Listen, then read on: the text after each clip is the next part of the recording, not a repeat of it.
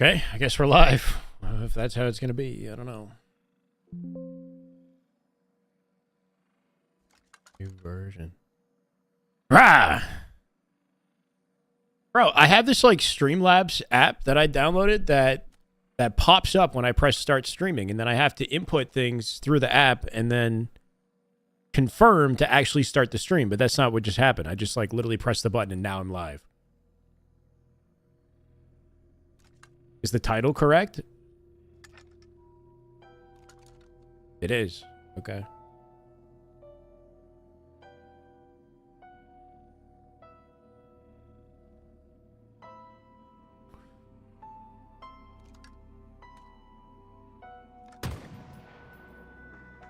Hello. Hi, Hellfire. Am I in chains, bro? Shycedo playing with viewers? No real plans to play with viewers today, but soon. Hashtag soon. I can't do tomorrow either. Maybe... I don't know. We did one this week on Tuesday. What about next Tuesday?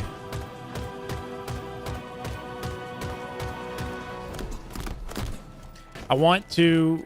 Gunny made a video, and I know you told me to watch it, Dab, so I wanted to give that a listen. But more importantly, the Optic podcast we haven't listened to on the live stream.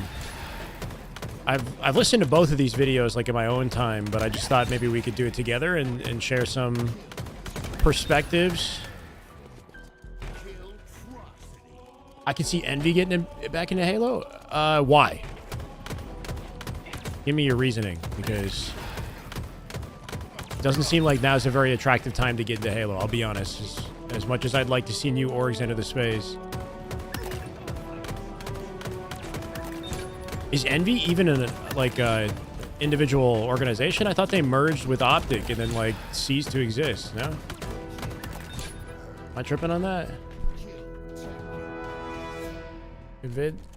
Yeah, I mean, Gunny made some points that I want to echo, but I also don't like fully agree with everything that he said. So I thought maybe it would be an interesting discussion.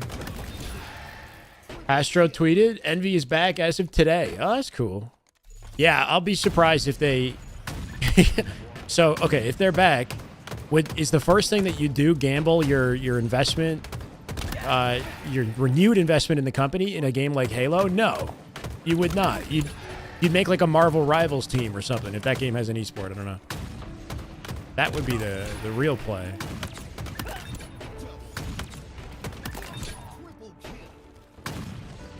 You guys hear music, right? Oh, the YouTube chat. Bro, YouTube chat. Viltrumite, Sictum. What's up? Adrian, how you doing? Wait, yeah, we're going to watch the podcast today. That's the main thing I want to do, because that's 1 hour. And we can listen to it and talk about it. I'm going to pause it a lot as we listen, so hopefully you guys are cool with that. Just like the Broward video. And then just kind of talk about some of the stuff that comes up in the conversation. They talk about a bunch of things, like both Halo and not Halo. Related things, but I just thought it'd be kind of cool to check it out. It's a vibey podcast. Also, my YouTube viewers calling me out because in the video we just posted, I said that Renegade wasn't confirmed, but if you like actually watch the video, I added an edit with the announcement post and I said it's confirmed to, like, you know, help people along. And I thought that would hopefully do the trick. It's because I recorded the video before it was confirmed, right? Like, obviously, I know Optic's confirmed and I'm aware of the podcast. Come on, if anybody has a... Like, I know my left ear is going a little bit deaf, but if anybody's got an ear on the status of the Halo community, it would be me. Oh, that's you, Travis. Yeah, there you go. I'm not actually going deaf, for the record. We're getting our ears cleaned tomorrow. I'm excited. I've never done this before. I feel like I'm going to hear colors. Tomorrow morning, 10:30 a.m. Yeah, no, somebody commented on my stream as well, telling me I gotta do it. This is like some incredible thing that he did in his early 30s, and he's grateful he did. So here we go. 30 years of wax buildup. I do have a lot of... Why am I saying this? Like 5 minutes into the broadcast, we're talking about my earwax again. They signed an Apex team. Yeah, that's not a bad idea in comparison to Halo, because the esports like a little bit more popular. I hear that the Apex community's pretty deflated about the state of Apex as well, though, to be honest. Like, I see a lot of videos from, like, reputable or, you know, just pro players in the scene with the large platforms that are like quitting out of the game. They're like, I'm done.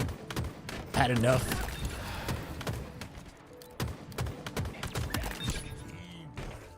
I don't know what the reasoning is. If it's like they're struggling to support the right portion of the community, like they can't figure it out. I think that's what it was. Like Apex has like supported the competitive side, but it's also supported like the casual side and kind of gone back and forth. And it's like hard to find that sweet spot where everybody's happy. You either make a game for your competitive audience or you make a game for the casuals, it seems. But Marvel Rivals, once again, it's popping off. Apex near the end of its life cycle. I see what you did there, Viltrumite. With the spelling of cycle, unless that's how you think cycle is actually spelled. You felt bad? You don't have to feel bad. You're good, bro. It's I know it's normal. Hi, Timmy. Yes, music. Okay, good. They're a COD house first and foremost. Envy? Yeah, I expect Team Envy to be picking up a COD team, right? Like, that'll be kind of cool to see, because Envy was kind of like a phase in a way, you know? Like, they in the COD side of things, like they were a big deal org. In Halo, they were a big deal org as well. I remember Ola on Envy was sniped down Hook and Mikwin. That was probably... Was that the last time that Envy was, like, properly in Halo? Or do they have a stint in between Infinite and 5? Or after that, sorry. After 5.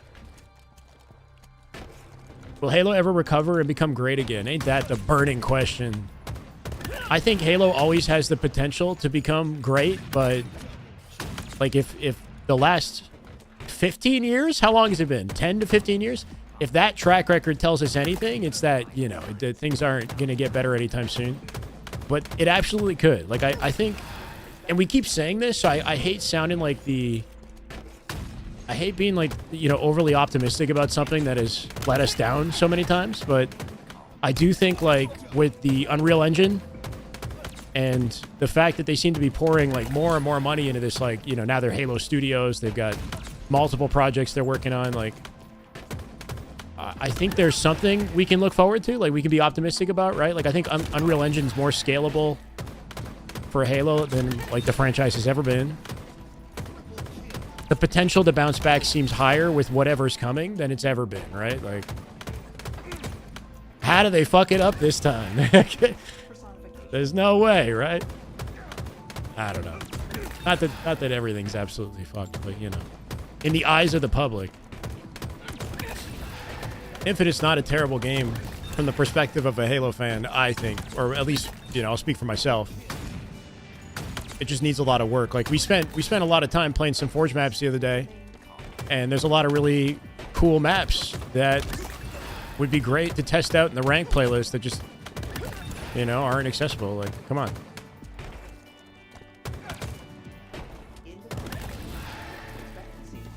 I saw the rumor MCC to PC. I think that's one of the best things that we can do in the interim. Like, between now and the next Halo, the best thing that we can do is make everything Halo related more accessible to the masses. Yes. Put it on the Switch too. I'll play the shit out of that. Put it on Switch 1, actually, though. It'll probably be in like 30 FPS if it's on Switch 1. Everything is 30 FPS. Metroid Prime is 60, though. That shit's fun on Switch. Thoughts on the ban of TikTok in America? I didn't even know that was a thing. James, what are your thoughts on the ban of TikTok in America? I try to stay off TikTok, I'll be honest. I don't feel like it's a good use of my time.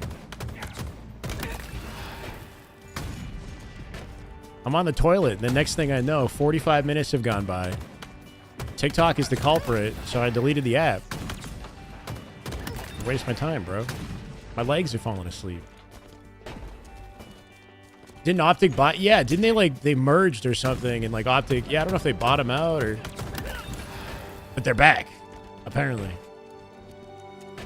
Halo 5 was really good, regardless of average players' thoughts. I agree. I think if you're, like... If you've been dedicated to the franchise... I don't know, like, if you actually... I think for a competitive fan, Halo 5 was pretty solid. I guess there's a casual following for the game as well. I don't know. Like, I think if you actually, like, were dedicated to Halo's gameplay and took the time to, like, understand how the mechanics and whatnot evolved and, like, worked within Halo 5, like, I commend it, honestly. Like, Halo Reach and Halo 4, especially Halo 4. Halo 4 felt, like, very forced.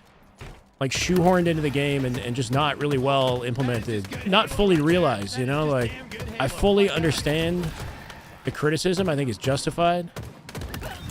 We getting subs? Jambi with the resub. Let's go, brother. TikTok is pure evil. Breeds narcissism. Yeah, I mean, you could kind of make that argument about a lot of the internet, though, for the record, right? It's like, we have to have the impulse control to manage things effectively ourselves, you know? Unfortunately, like, if I go to my Twitter feed, it's not really any better. It's dark, man. Y'all taking me in a million different directions, so if I just keep forming tangents, you know, bear with me here. I see one line, and then I just jump off it. Ever been to Twitter, X, or TikTok on purpose? Yeah, don't look at your For You feed on Twitter. Or if you do, just make sure you're ready to block some things.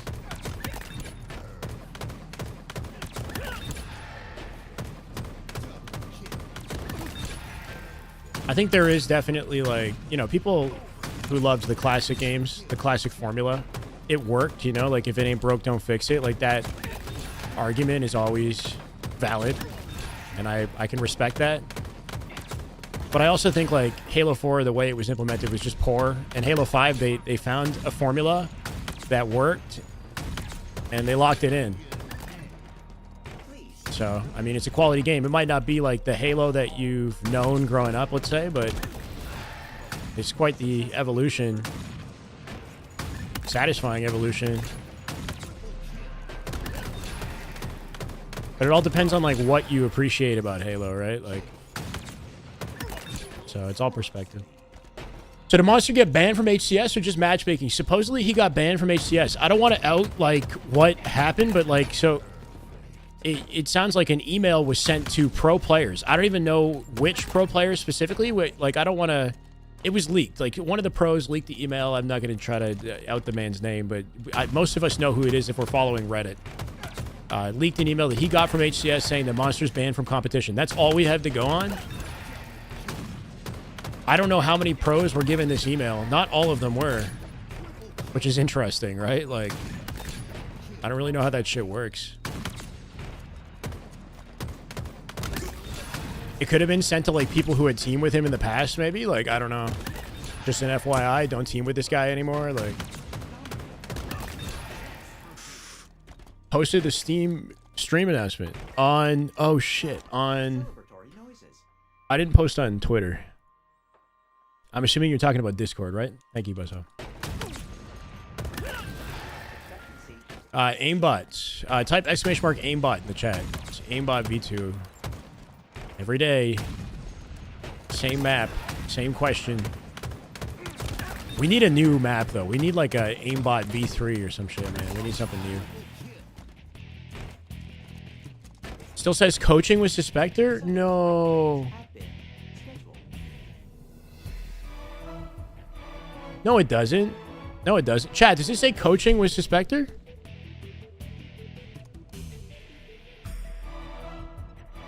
In the Discord.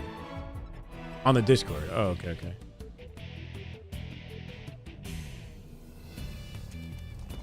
No, on YouTube it should say Debunking Cheaters. Optic Podcast. That's what we're going to listen to today. Hire me as a coach.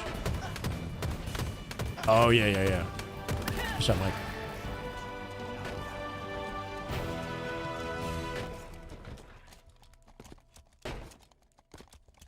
Yes, we got to watch the Optic Podcast. So, Gunplexion made a video about the monster situation a little bit. Like, just kind of...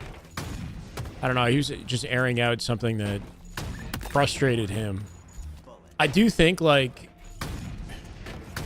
if you're, like, a competitor in the trenches, it's such a rough look for anybody that, like, is actively competing in Halo to have, like, a potential cheater involved in the game for 3 years, you know? And that's why it's like, it's a shame that we're not getting proper transparency from HCS, and I want to kind of shine a light on why I think that might be. Mainly because they don't have to do anything about it, you know, like. It also makes me wonder whether or not he was ever, like, actually cheating. Because, like, yes, he's been banned, but, like, the game is known to ban people who aren't cheaters. Like, it does happen. Not for eternity, like, not for a century. That doesn't typically happen. It doesn't typically happen to, like, 3 different accounts. So, you know, that's not a good look, but... I always take that with, like, a grain of salt. Like, I want definitive proof, and I don't think I'm ever going to get that, which is a shame. You could say the bans are proof enough, but I just, like... I don't know. I think it'd be kind of, like, hypocritical to, like, say that...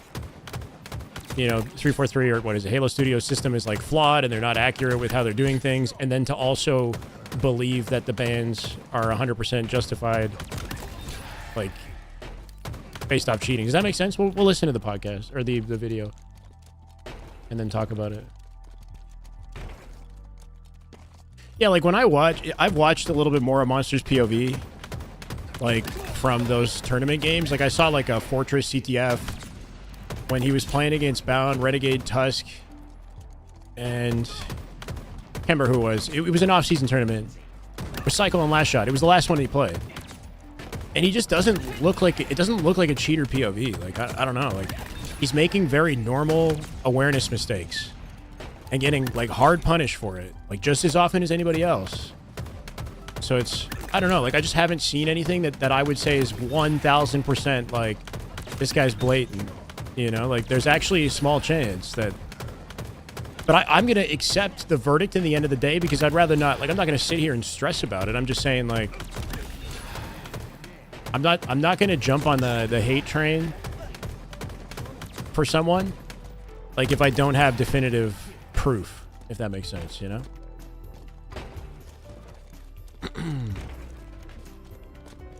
It's called Aimbot V2 is the map. The game type is Heifer Aimbot Unlimited. H-E-F-R Aimbot. Is there such thing as commands on YouTube, Reese? Is that a thing? Do we know?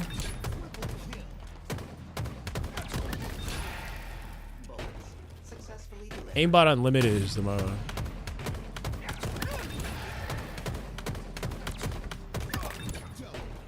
If I set up Nightbot, you can do that in YouTube? I think the biggest issue is you can have radar, not actual walls, so it's even harder to tell. What's up, Krubu? You can have radar. So, like, actual Halo radar, copy-paste. That's the thing, too, is there's so many different ways to cheat, bro. Fuck. It makes it impossible for me to just, like...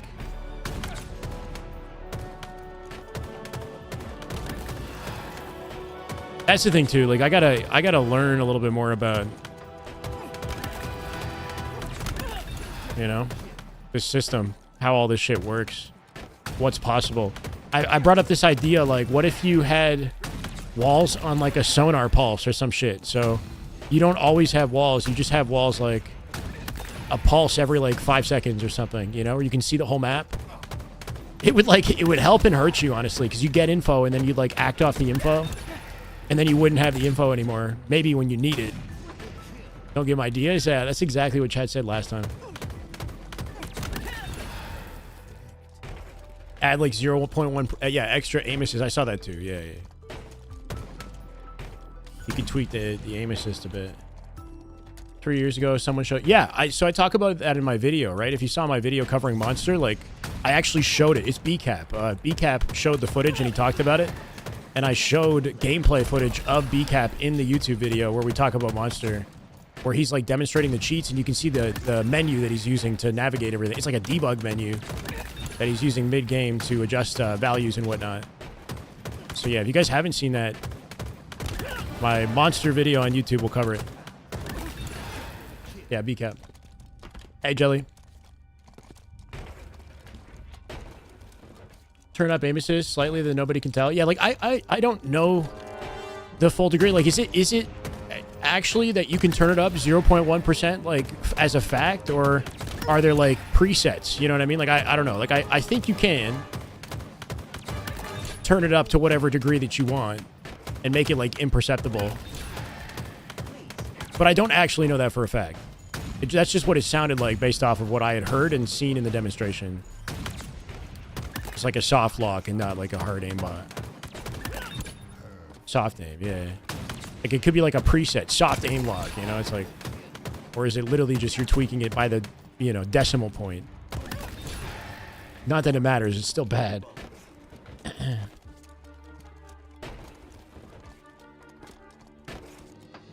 APS stream got, sorry, APG stream to get pretty wild. So we didn't talk about that in like YouTube video format. There's not really much to say, but I think it plays into the, you know, so Gunny's frustrations being a competitor who's like in the trenches, who's putting work in, who's not getting opportunities, and just all the stuff that you have to deal with when you're that person. Like it's not a forgiving place to be, being a Halo competitor.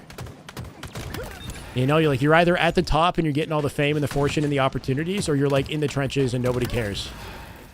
And the opportunity, like the support from HCS doesn't do a lot to like build confidence in the player base, you know? Like Gunny was saying, like he still hasn't gotten paid for Utah 6 months ago. Like what, $2,000 is the paycheck he's owed. 6 months later, he still hasn't got it. Like what does that say about how competitions are like ran? Like that doesn't sound good to me at all. It's, how are you gonna inspire like the work ethic out of your player base? Or I don't know. He's a bit radical. Yeah. So I wanted to talk about that too, because I think like he brought up this good point about like playing favorites. Basically, which sort of does happen, but there's a reason for it. Like, you got to be careful with the way that you carry yourself online, man. Like, it depends on what kind of opportunity you want in the space. If you're like a really bold personality and you call people out on their shit and like you say, you know, Halo Studios, they're trash, bro. You guys are so terrible. You know, like you don't pull any punches. If that's how you act, like it's not like really surprising that they're going to respond by keeping you on some sort of like a blacklist. You know what I mean? You have to be strategic. Like, yes, it's good to be authentic and like be able to say it how it is. You know what I mean? But at the same time, like there's got to be the self-awareness to know like what that will do for your opportunities in the space. And there's ways to be critical and fair at the same time. Like you can voice your concerns and call the company out for something that they did that was wrong, but like look to somebody else in the community who does have all the opportunities, who does that in a way that's, you know, that doesn't sever any bridges or burn any bridges, right? Like I think Lucid is a good example. I think Snakebite is the best example in the community of somebody who is a champion in the game and carries himself like a champion outside the game. We could talk about that. Like the way that you carry yourself and how mature you come off, your ability to build relationships in the space will take you far regardless of every other variable, you know? Like it's like, yeah, it's cool to be authentic and like to call people out on their shit, but if you do it in a way that's like offensive, then while you might gain the attention, you might be the, I don't want to call anybody out by even saying this, but like while you might be a people's champ in a way, you know, it's going to be difficult. You might create some barriers to access and limit yourself. That's you know, that might not be a hard fact. That's just my kind of perspective on the outside, right? And also, you know, having been on the inside as well, I understand how this shit works. I understand what it's like to be told that I lack self-awareness and to have that kind of destroy my career, or to have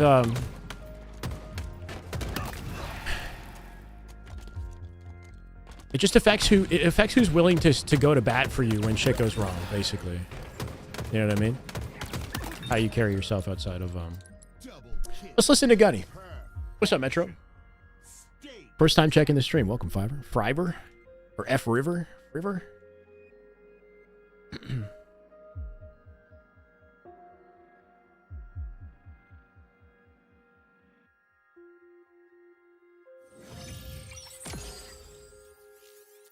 Unless he's team captain, he can fit, I think. Care, that's a child. What's that? It doesn't. You should see his coaching with Mini Berserker.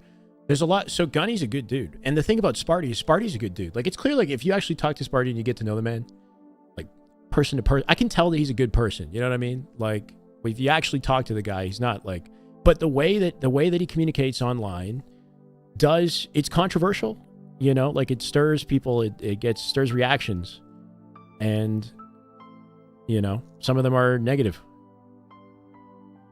Hey, Sparty. Different Sparty. Every Sparty I know is a good dude.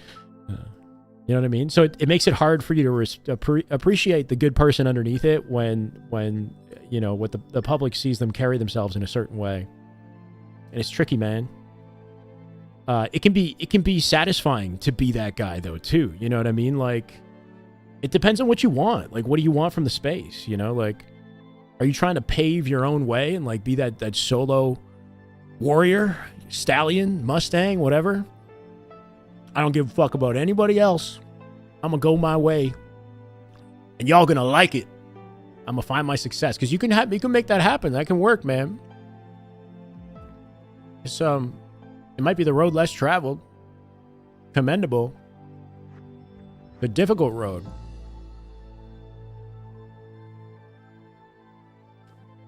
I play on 102 FOV, Eric.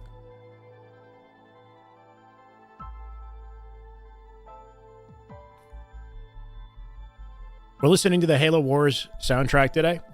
I can't play anything other than Halo unless we got some good non-copyright music. I haven't taken the time to like sift through it. But because of YouTube, you guys know YouTube is very strict. Cock-a-doodle-doo, everybody. Rise and shine.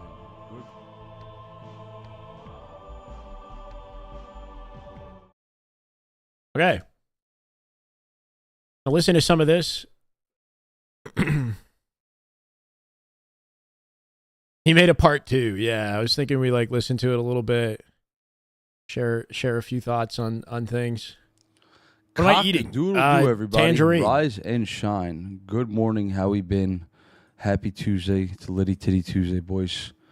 It's been about a week. It's been 6 days since I've made that Monster video. 7 days, exactly a week. Since Monster's been banned on 3 different accounts. Just want to give a quick shout out to everybody that came to this YouTube channel. I've gained over 400 new followers from that video. Hey, the support is fucking crazy. Litty Titty Tuesdays. The support has been absolutely something I did not expect. I kind of expected it, you know, we're the people's champ, but I know a lot of people out there are scared to state their opinion or, you know, talk up to other players or whatever it is, your job, your life. Unfortunately, today's generation, we're taught to do things with our feeling, not hard work, be brutally honest, and say how shit is. So I'm going to be that fucking guy to do that today again. Okay. So today's part 2. Not only are we going to talk about Monsters situation and finish off with that. It's a perspective from the trenches. But we got a couple topics to talk about. I'm not going to try to make it a 27-minute video. I know I was yapping a lot, but I think there's a lot of emotions I needed to get out. For people who don't know me, like I've said in the last video, I've put a lot on the line for this game, for a lot of streaming. You know, I had a great job. I have my own place. It sucks to have high expectation for something, and then you get completely lied to and fucked in the ass. Okay? Damn. So, it's dark. Getting to the important stuff now. So, if you guys didn't watch my first video, yeah, I didn't hold back on that situation, I highly recommend you do to get a better understanding of where I'm coming from, to get a better feeling and a better reading for this video.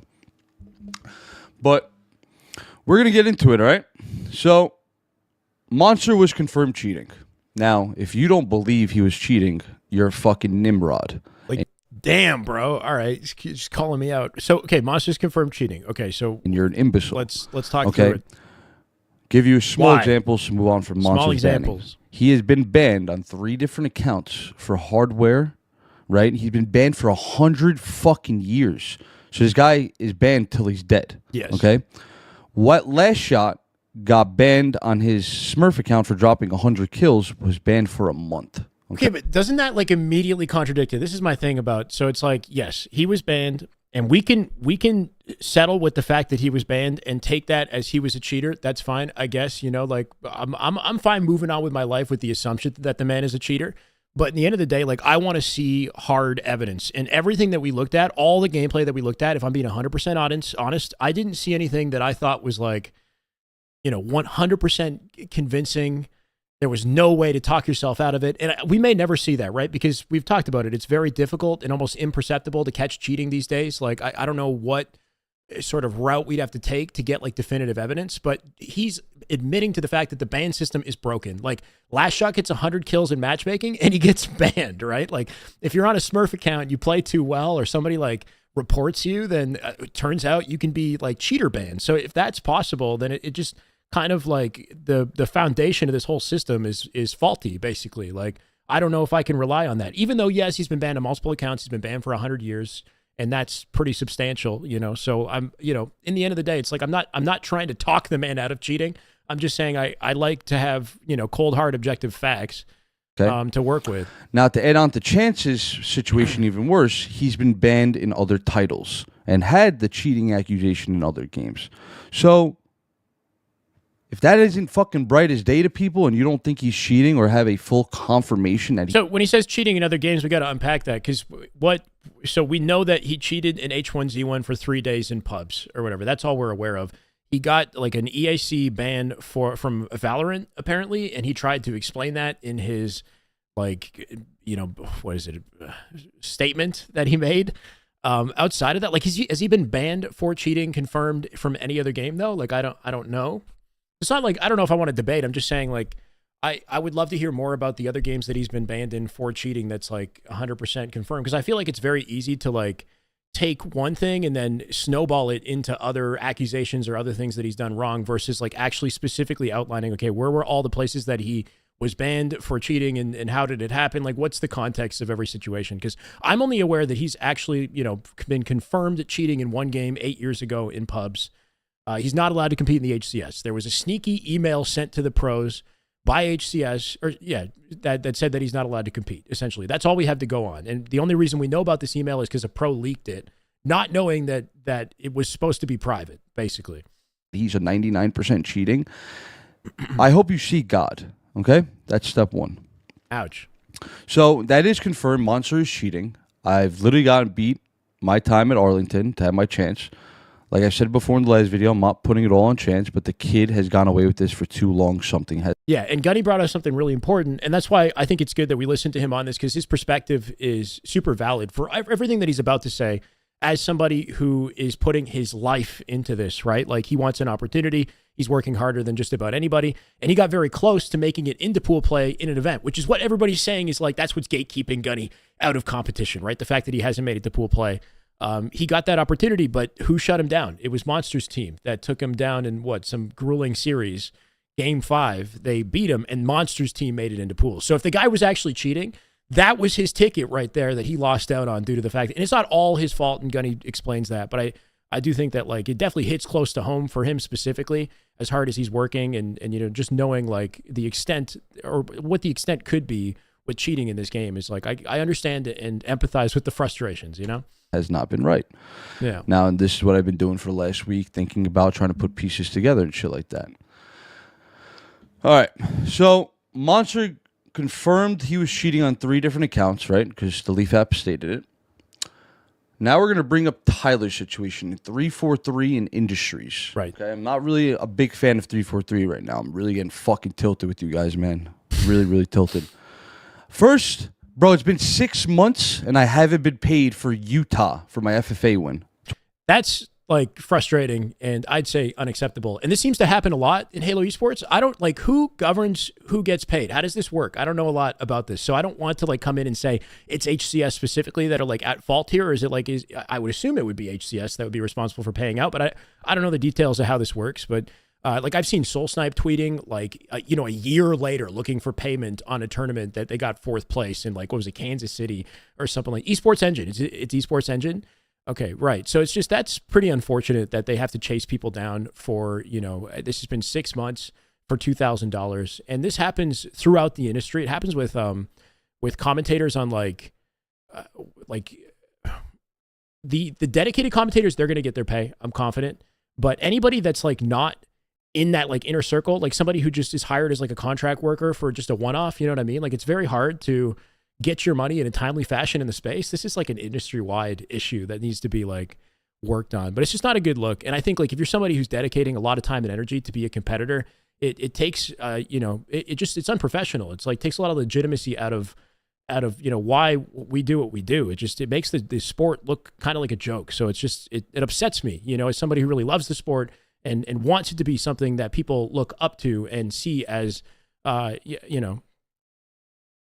meaningful endeavor. 6 months almost. I haven't been paid. How hard is it to pay $2K? Okay, let's get that out of the way. I can empathize with that. Better. Now, so since we've had the proof that Monster's been cheating, we haven't had any social media announcements besides old drama, new conversation. There was a time when Wyatt pulled up an email stating that Monster is banned from HCS. So Gunny's admitting it himself, but that was the leaker there. So, Wyatt, whose last shot, didn't know, that it was supposed to be, I guess, an internal email. But this is what we saw on Reddit. Yay! But where are the fucking legit writings from HCS? Yeah, no official all this other response. Shit. It's supposed to be spreading like wildfire, but not a goddamn peak in a week.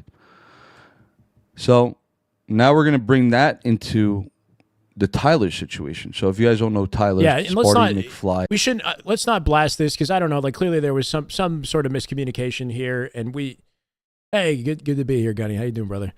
Yeah, because I wanted to kind of try to hone in on some of the stuff you talk about, in the best of my ability. AKA let's keep listening. McDog, the big dick McDog. Yeah. Rough.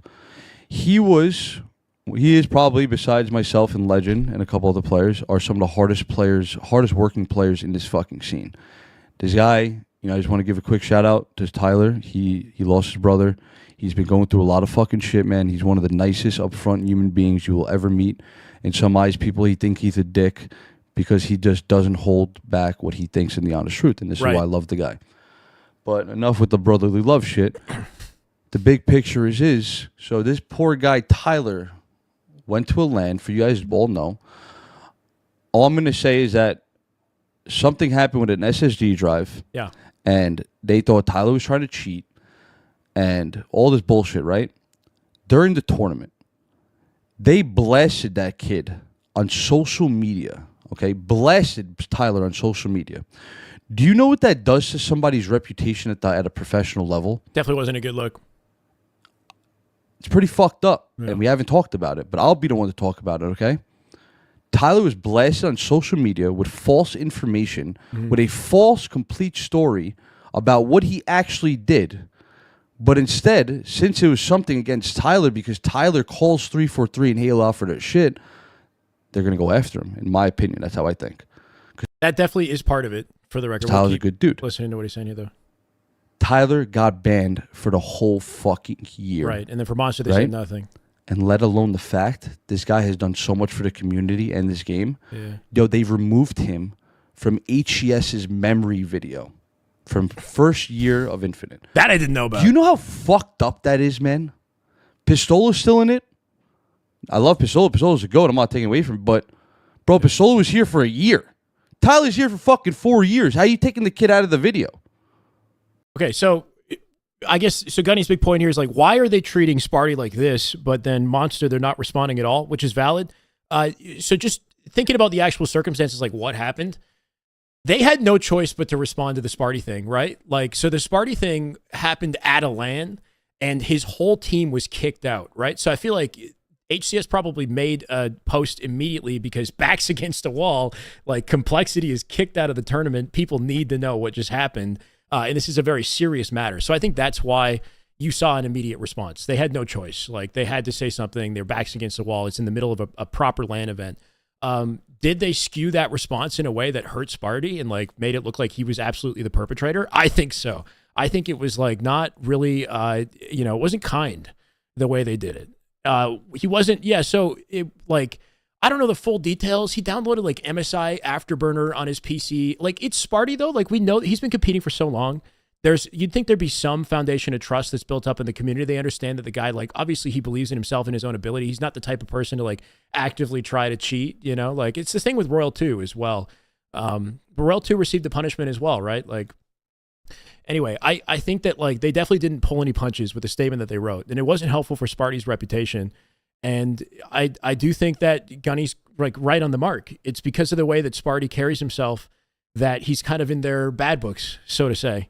And I don't know you know, what the most appropriate way is to kind of respond to that. Now I'm flustered because Gunny's here. They never made a statement on Monster because they technically don't have to say anything because it's not like in an active event. You know what I mean? Like, I think because they're not like backs aren't against the wall. I don't know. I just think it's unfortunate with Sparty because I know that he's a good dude and that he means well, but this is how the world works, unfortunately. Like, if you call the company out, now I'm in the spotlight. Yeah, like if you call the company out in the way that Sparty does, and you don't pull any punches, like, as much as it might get the community behind you and you might be able to make some noise in that way, as far as like forming a genuine relationship that will benefit you in the esport going forward, like, you're limiting your opportunities. You're kind of burning bridges. You know what I mean? It's a difficult game to play. So it's like, while I can respect the authenticity, like, this is absolutely how the world works, right? Like, you have to communicate your, frustrations in a way that is valid and that sends a message to Halo Studios, but is also like fair and reasonable at the same time, or else when shit goes wrong, because I can relate to these circumstances, having kind of been in this, a similar thing myself, they won't support you, like, you won't have anybody with having your back, basically. So, and I think the model that you got to look to, instead of getting frustrated about this, I would say, look to somebody like Lucid. Look to somebody like Snakebite. I think Snakebite is like the perfect example of somebody who knows how to carry himself well. He's a champion in the game and outside of the game. He keeps his circle small as well. Like, he doesn't jump in on dramatic matters and do more than he needs to. He's not like overly trusting or whatnot. Like, he's very, reserved, mature in how he carries himself, even-tempered, and all the opportunities flow to the man. You know what I mean? Obviously, he's got talent to back it as well. But I think, like, this is what we need to try to channel a little bit more if we want to get through to the company, if we want to have more opportunities, if you want to build more team relationships. Like, if you come in and you just say, like, HCS, Halo Studios, they're fucking up, man. I've had it fucking enough with it. You know what I mean? You just start dropping F-bombs. Like, I get it. I feel your frustrations. I empathize with it. Like, I know how it feels. It sucks. Like, my life, my dream was to commentate, man. Like, I know how it feels to be shut down and to be like in the thick of it, but it's just, I don't know. I don't think you're ever going to get through to them that way. I don't think it's going to, unless you want to go pave your own path and be on your own, by all means, which you absolutely could do and thrive that way too. But it's like, I don't know. You got to play the game a little bit. You got to, this is where the self-awareness comes in. What's the future that you want to have with the esport, the opportunities you want to have? You know what I mean? You got nothing to lose this year. That's fair, Gunny. Do your thing, man. But yeah, as far as them like calling out Sparty, it was harsh, man. It was definitely harsh. They did make like an example of Royal 2 as well when they gave him the one tournament ban, especially considering the caliber of tournament that it was with like Raleigh. Like, that was a really big deal tournament. It was the biggest event we've ever had for Infinite. So, he missed out on something significant, while also being somebody who's like very well connected in that sort of like inner circle, so to speak. You know what I mean? Like, Royal 2 is good friends with everybody internally. Sparty doesn't have those same kind of connections, to back him. So I think it does actually affect things. I don't know. But yeah, I had this kind of better lined up in my head coming into it, and now I'm just, hopefully you guys understand what I'm trying to get at here. Yeah. Whatever. Big picture here is that Monster is legitimately cheating, ruining people's careers, taking money away from people during. That's the thing, is we as the community should know, or it's like not even us as the community, but like Gunny, somebody like Gunny should know. You know what I mean? Like, people who are actively competing and investing time and energy into the esport, it would be like professional and considerate of the company to be like, transparent about what happened with this situation. Is he genuinely cheating? The fact that they're not saying anything makes me wonder if, like, maybe he just wasn't cheating. You know what I mean? Like, maybe if he was definitively cheating, then they would have said something in a statement and banned the guy a long time ago. Because remember, they did an investigation and came out with the investigation and it was like false. So like, maybe they still don't even know. They probably still don't even know. But like, there's so much flack and like, just this whole situation is so crazy that it's probably better for them to just like stay quiet and not involve themselves in the politics of it all. politics apply to all aspects of life, including esports, everything in life, 100%. And self-awareness, like in how you navigate these matters, is like tantamount to your success anywhere in your life. Like you do need to learn these lessons, you know? You got to, like, I think if we like act emotionally when shit goes wrong and just start cussing people out like that, you know, well, you might think it's the way in the moment. In the long run, I don't think it's going to serve you any favors, basically. You know, it's like, I don't know, just from the lessons that I've learned. Not that I've always been pretty even tempered, for the record.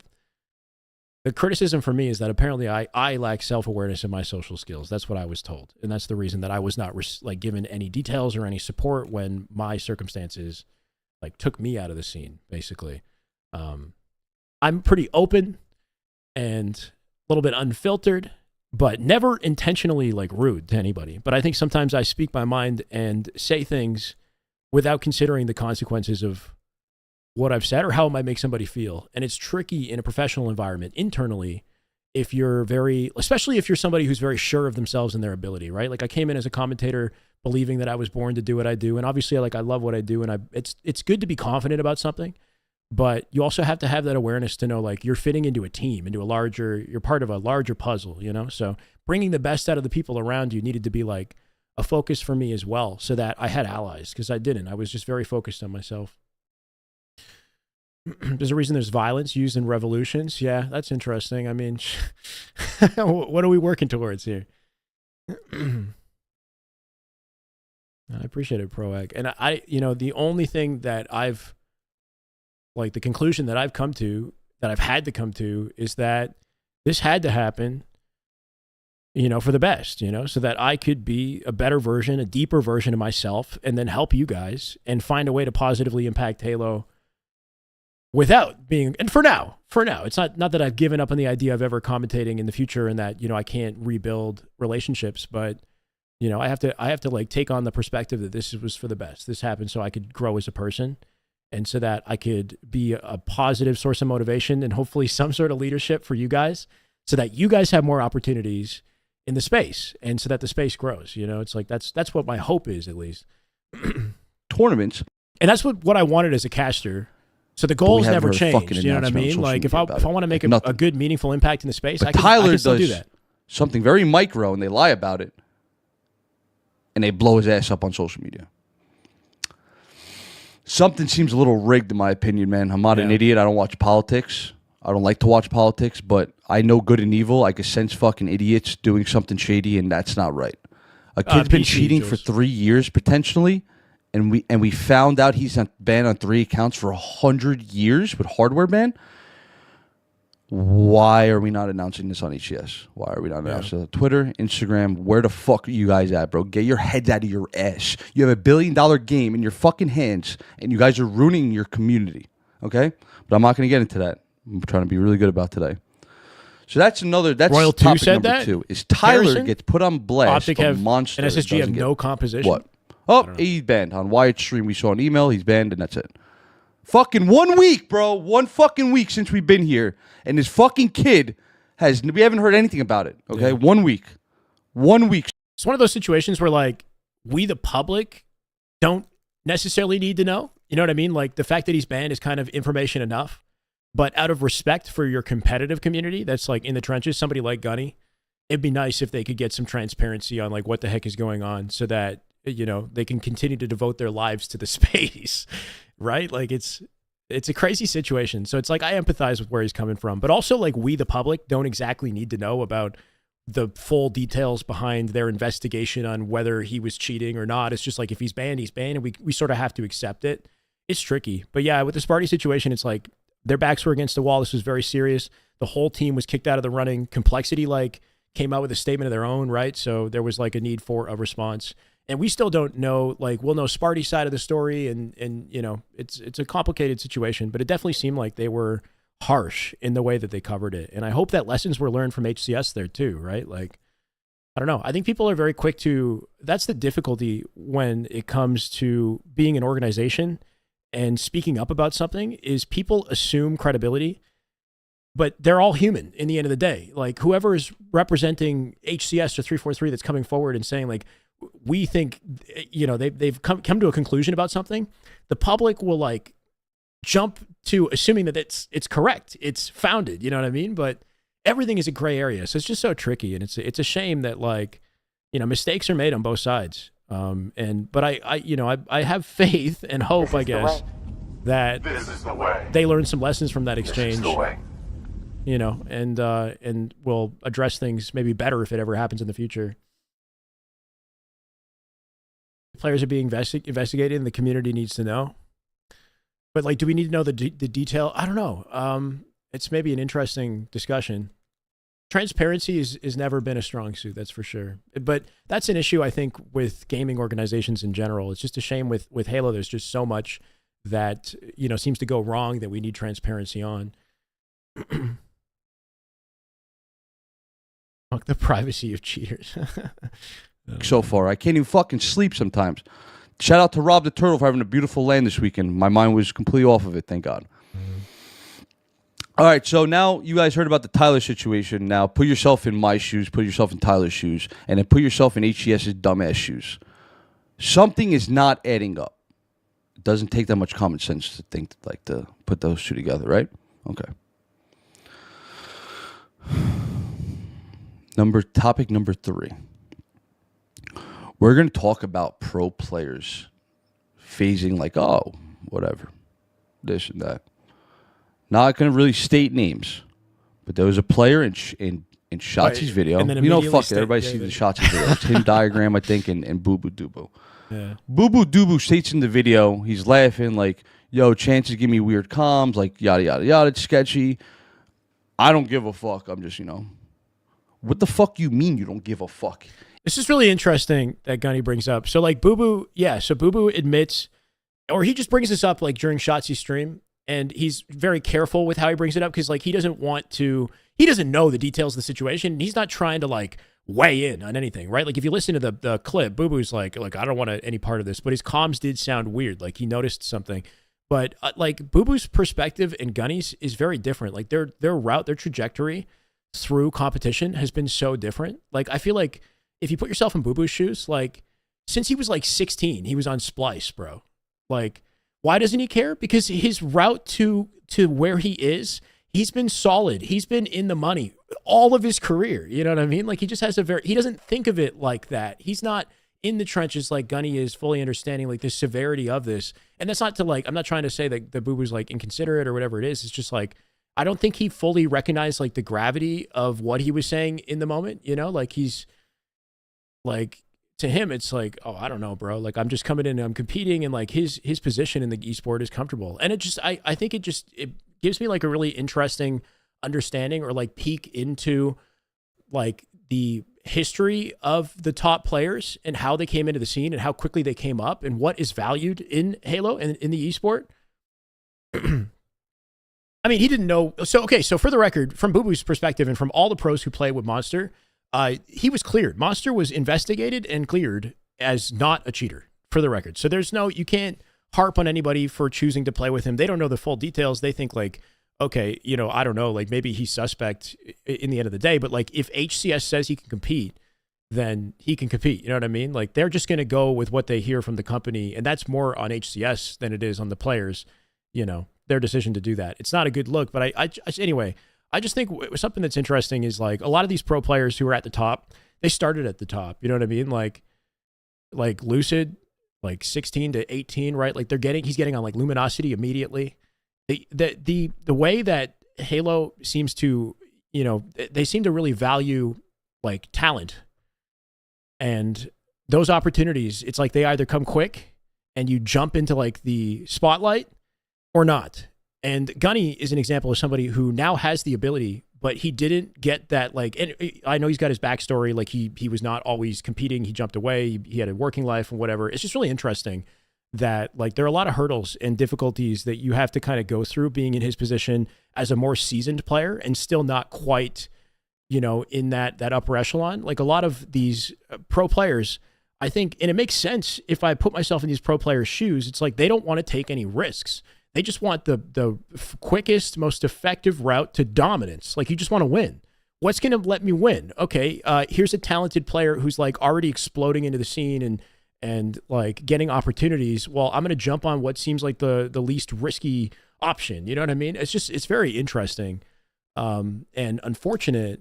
And this is where Gunny becomes the people's champ to me. You know what I mean? Because he's doing it for people who, I mean, for himself, but also for people who like to prove that work ethic can give you the opportunity as well. You know what I mean? Because Halo is very much it's a talent game right now. It's like you display the talent in the first year, you get your opportunity. You don't display the talent immediately, you're like older. Well, get ready to play for fucking through the trenches, fighting for top 16 until you finally like, you know, I don't know. This is the mission of a man who's just, you know, not going to go down no matter how many times you kick him.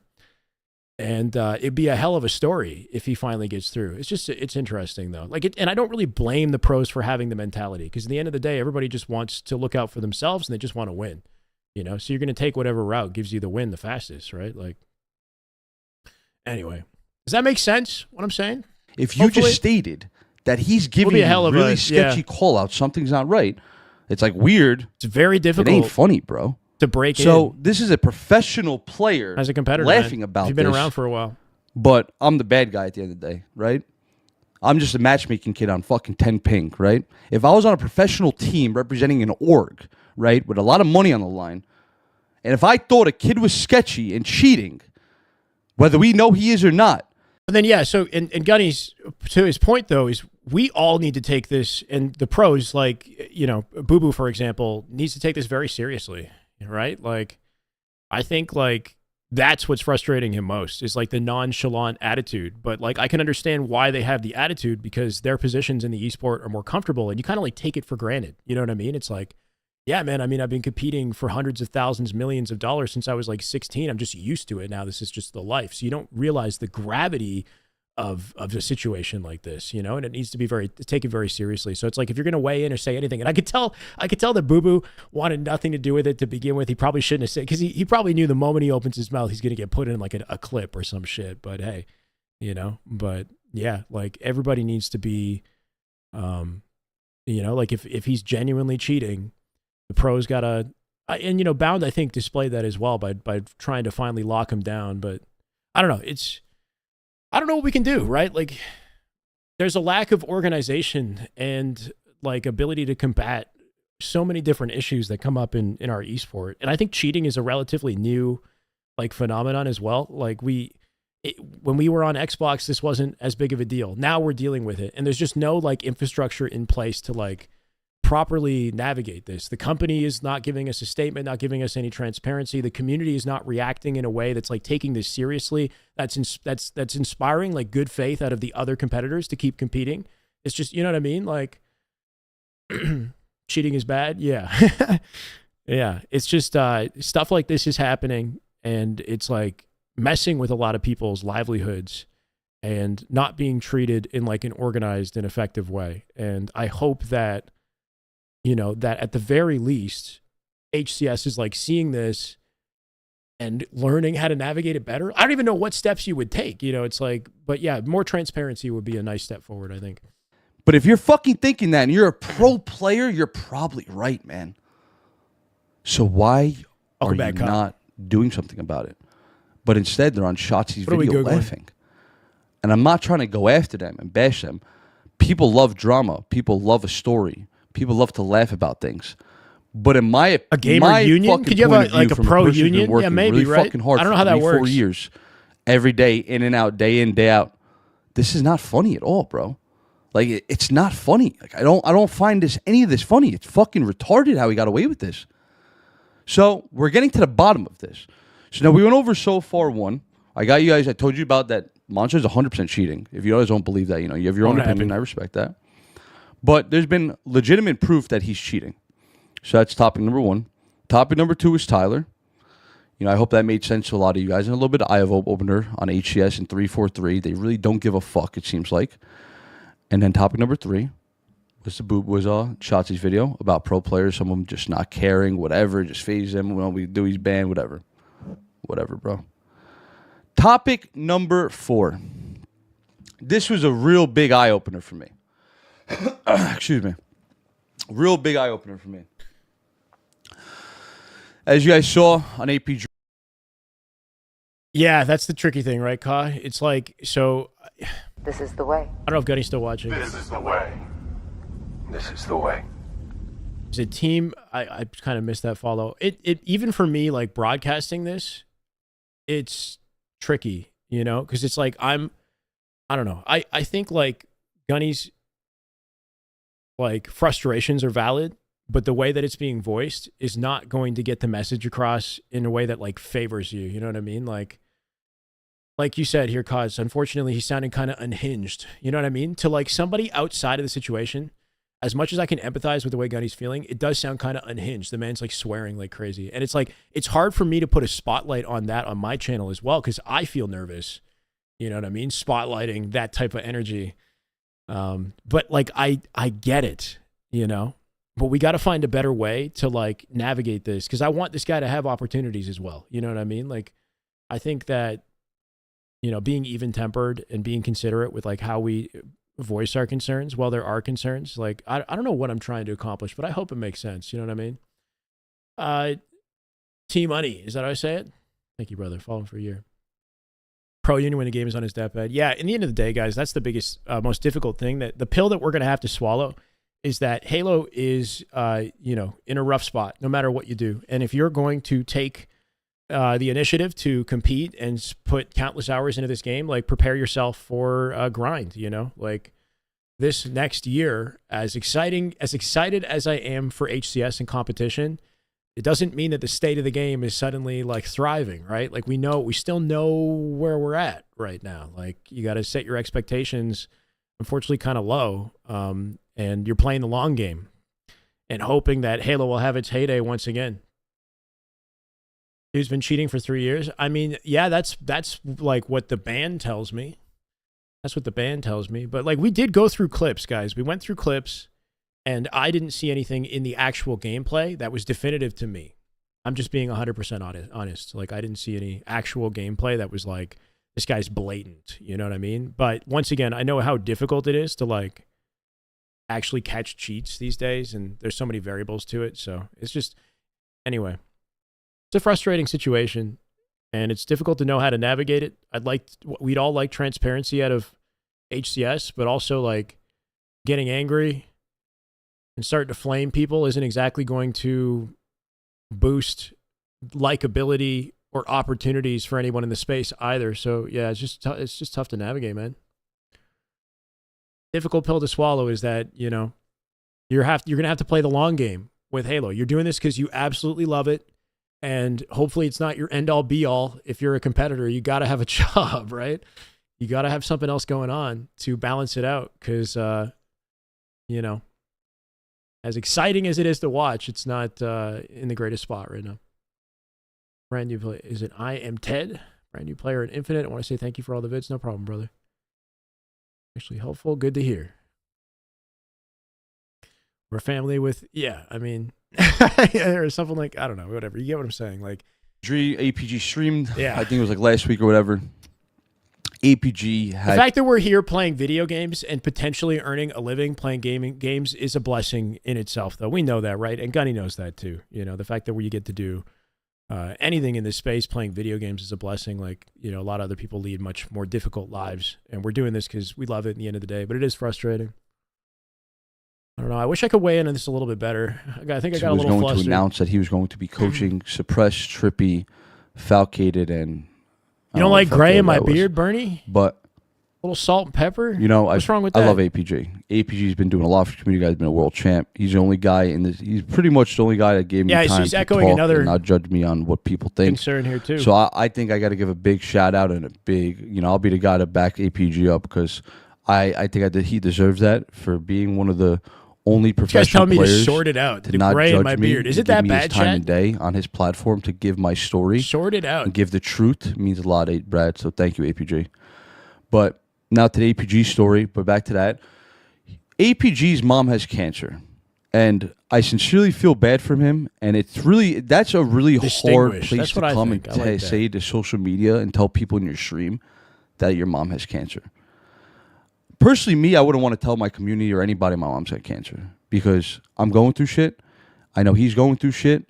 I know he's probably working really hard and he's trying to stay really positive. Halo but Gandalf. The fact that this man had to come onto his stream and tell everybody his mom had cancer, and they were gonna fucking not give him a chance to coach on that team because of salary and the budget. I love Trippy. I love Donnie. I love all of them. They're all good dudes. They're all good players. Thinking. 19, but not a day over 19. It's a little bit snaky that they almost did not have APG coach. I'm just really stressed, man. Like Halo, right? you know how Halo is. So it made sense in my eye when I was watching that stream with APG that he was freaking out, and he has every fucking right to. If my mom had cancer and I had him go back, I can't compete this. Yeah, this is unfortunate. Look, I think that's the last main argument that he brings up, but it's just another just underscoring the state of Halo right now. Basically, APG supposedly was going to coach Trippy's team at they talked about it months ago. That was the plan. And then sort of last minute, he got word that, and this was his own personal circumstances and not really for us to even weigh in on, you know what I mean? But he got word from Trippy supposedly that they didn't even have the budget to support a coach for the year. So he got dropped out of the running and he's no longer coaching the team, and Trippy's team is going without a coach at this level of Halo, which just seems wild to me. Not that having a coach is absolutely necessary, but you would think a top team would have a coach. And you would think with the relationship that APG has with Trippy, having played together on Optic and with those players, APG's a legend in the scene, that they would find a way to, make things work to have him involved as a coach. So I don't know. It definitely sounds like a frustrating situation for APG. And I think just another nail in the coffin, the state of the game is not good. There's not a lot of money in the game, to the point where pros aren't really getting salaries that they're, happy or comfortable with, and they have to make sacrifices. Everybody's making sacrifices. So they made up and he'll be coaching. I don't think they did. Did APG say they made up and he'll be coaching? I don't know. But hopefully that happens. I do hope that he gets an opportunity to coach in some capacity and we see him at events, right? Because that's his only way that he goes to events, I think. If he has a role at the event, he's going to go. If he doesn't have a role, then he's just paying out of pocket every time. Yeah, I think he was justified in being mad. And I think, once again, it's the state of the game isn't great, man. It's not great. Even for somebody like ABG.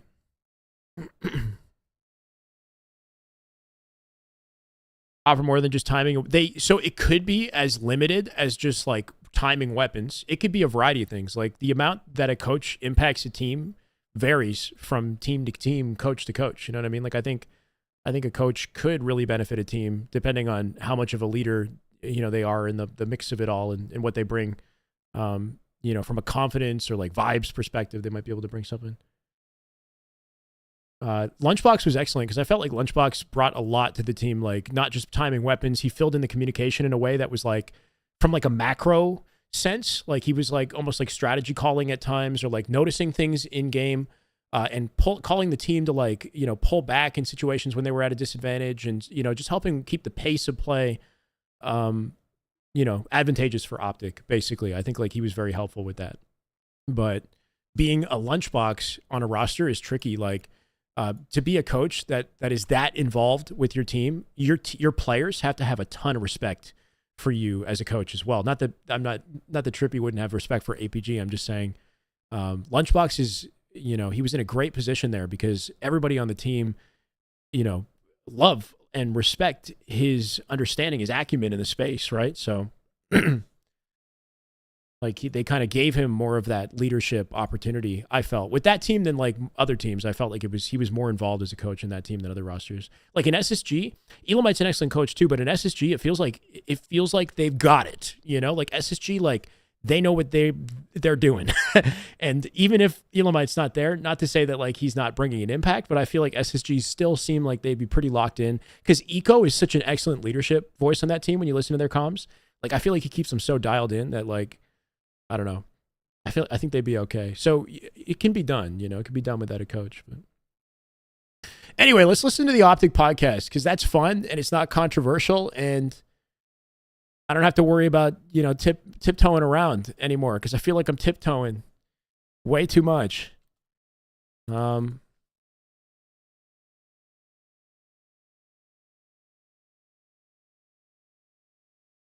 Yeah. It's just an hour, so we're gonna be here probably for the rest of the stream, listening to this, and talking about it. I'm gonna be pausing it throughout and just talking about things with you guys. So hopefully you're okay with that. If you haven't heard the podcast, obviously go listen to it. Optic is announced. You guys are aware. My YouTube comments were telling me about it too. Like, obviously I'm aware Optic is now formal, legend, bound, renegade. They're a hell of a squad on paper. We'll see how vibey they are in game. Is it Zulu? Thank you. Welcome. Hey guys. Welcome to another Formal's leading the podcast, which is 208. new and We awesome. got some new faces here. It's kind of loud. If the boys want to go around and introduce themselves, we can start with John. Yo, I'm John. Renegade's my gamer tag, and I'm happy to be here. Nice. What about you? Yo, I'm Sabri, aka Legend, and I'm a Halo player for Optic now. Which camera do I even look at? I feel like Just you good. You're good. what's going on? I'm just looking at all. What's going on, everyone? I'm bound. Sure you guys know me. Or my cam. Kinda, Oh shoot! I'm Yeah, kidding, I'll do no. that. Yeah, I'm Optic bound. Glad to be here. Been a dream, so pretty thrilled We're to be down here. here, yeah. Yeah, some new faces here, but We're yeah, right this into is the man's a long crotch, time bro. coming. I mean, we put this squad together, I guess like Thanks, veteran. 2 months ago. When was Worlds? October? Yeah. October. Yeah, so it's been a few months. I'm pretty sure this was in talks like the moment that Worlds ended.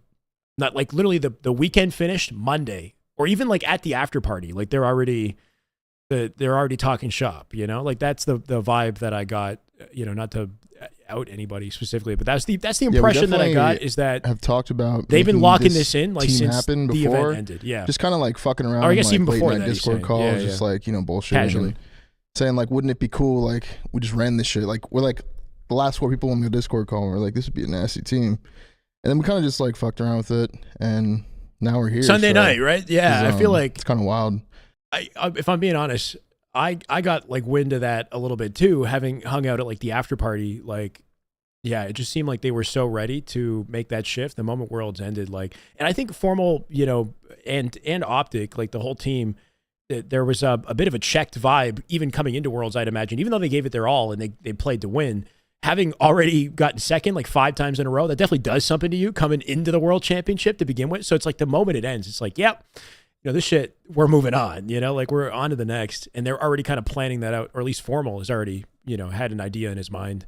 If he stays in Halo, this is what he does. Otherwise, man's out of it. How was your guys' Christmas? Pretty vibey. I mean, didn't Some really night. get anything, to be honest with you. Kind of was a bad boy. But, Speak up.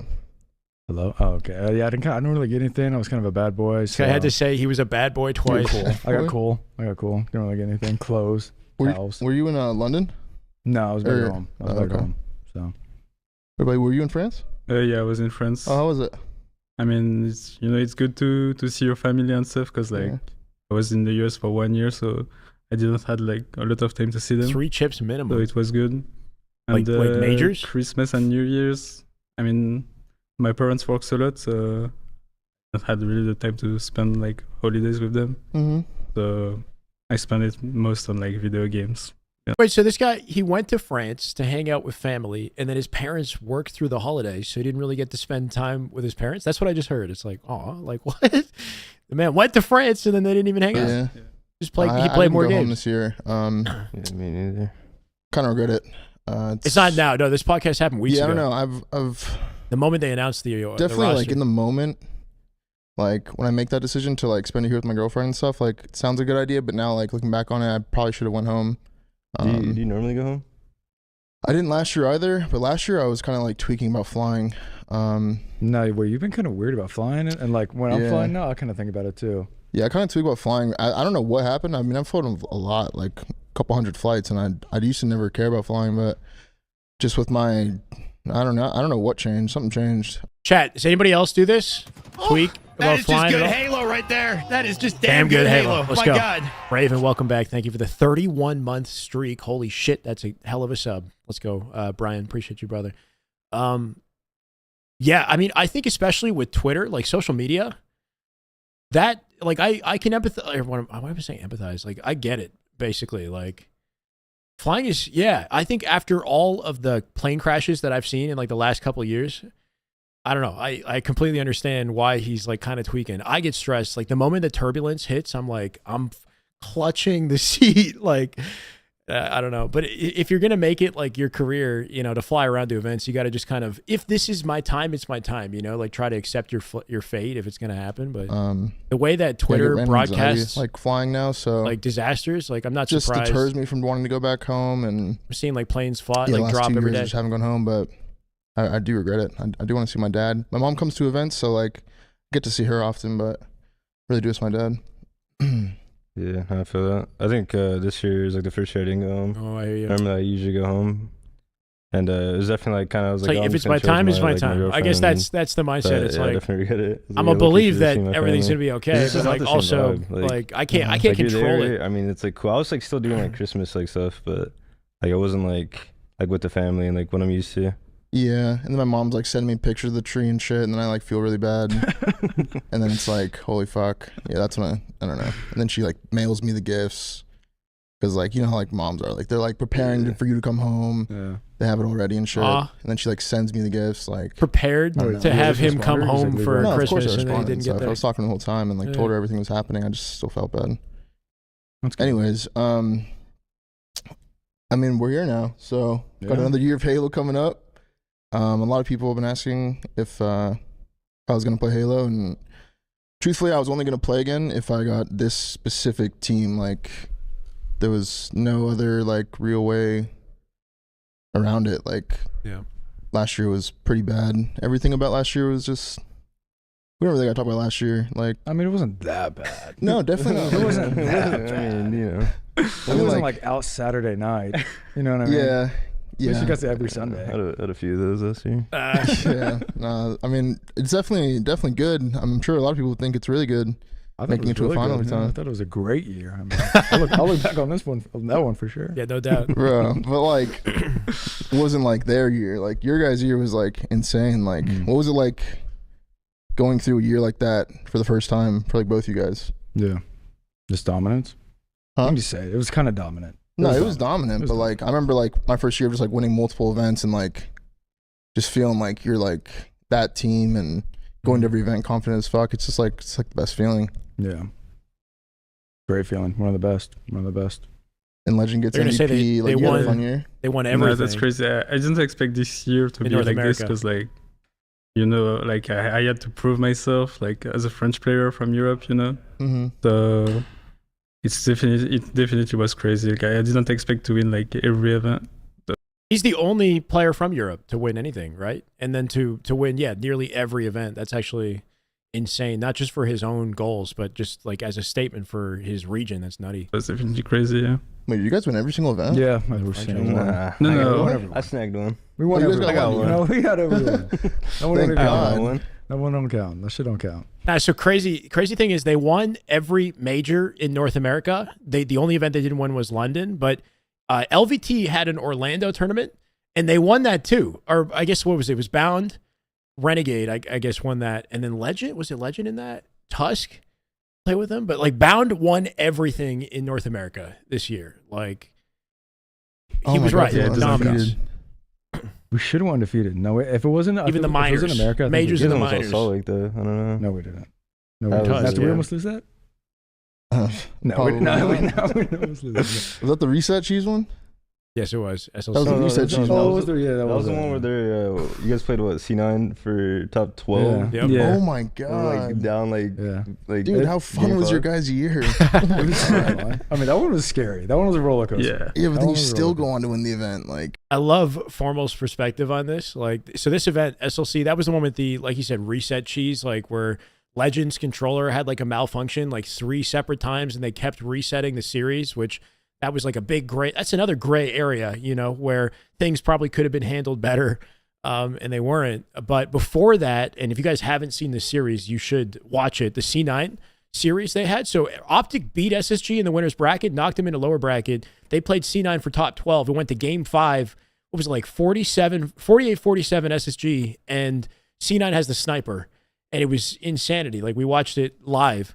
C9 ended up basically choking it out, but like that could have been the pivotal moment where they went top 12. instead of win. So just it's funny hearing Formal's perspective on like you can tell he knows he's been in a situation where like he's like come from the lower bracket and won, and the dopamine that you get from that is so incredible. So it's just, I don't know, it's just funny listening to him to react, because like he knows how it feels to come back from the lower bracket. Like he had Bound had an incredible freaking historical year. Was that the reset cheese one? Yes. That was the reset cheese one. That was the one where they're coming from a guy who's won from the lower bracket. He's like, he knows how it feels. Oh my god! Like down, dude, how fun was your year? I mean, that one was scary. Funny. That one was a roller coaster. Yeah, but then you still go on to win the event. Like, god damn it! No, and then like the grand finals and shit. Could have changed the whole year. If they went out in top 12, they wow, might not have won Worlds. Honestly, it's gonna be crazy if we win this though. And then we won it. I was like, yeah, hopefully just forget about that one. Like when they think about a premiere or something else, but yeah, that was clean. That was a clean that's win. A dub. That was a clean. That was a dominant win. Wow. Even though at any given moment we were out of that shit. Those top 12 the final. That's a dub. Yeah, I mean, yeah, all those. I mean, this last year was a fucking blur, man. Like we basically got second. Like every. They all got the same outfit. Yeah, the tracksuit, white shoes. I don't know. It was kind of fire, man. I respect it. Possible way you could have. It's like their own jerseys. Lost to you guys. Lost to them. Like every single like. Yeah, I've never had a year like that. So, so for those of you guys that are like wondering about like the team change of why I kind of just like dropped the whole roster, if you want to say that, because I'm sure a lot of people saw it that way. Like when you go through a year like that, and it sucks because we had such success with that old squad before Zane joined and stuff. So like, obviously me, Tommy, and Joey, like we were like world champions at one point. Like we'd won a bunch of events together. Picked up Zane, and Zane was really good too. Like we thought there was a recipe for success there, which there was. Shuku? Like making it to a final, that you definitely have something. But we could just never get over that hurdle to really, just go on to win. And when you've been in this as long as I have, like you have to be able to just just win. If you don't win, it's just like it's just different for me. And I just knew that roster was just kind of just chalked. The vibe was fucked. Like whether or not we all want to admit it, like the vibe was fucked. Even during the year, really, like there were parts of the year that were just like a little weird. I feel like everyone's to blame. I take a lot of blame for the out of game stuff. I could have been a lot better of like a mentor or like a, I don't know, guidance figure or something. I don't know. I could have done more. But it is what it is. And got a new look for this year. I mean, there's definitely like a compiling. I'm really confident in this roster. Like this mental is effect on that paper. would have. I mean, this there's is no doubt. It's an amazing roster. I'm sure a lot of people have been talking about it, like us as a team and how like what we could do. And I mean, I guess we'll see. Expectations are high. This is what I want my team to be. So yeah, this is like we made it happen, and I'm happy it happened. Anyways, is Monster cheating?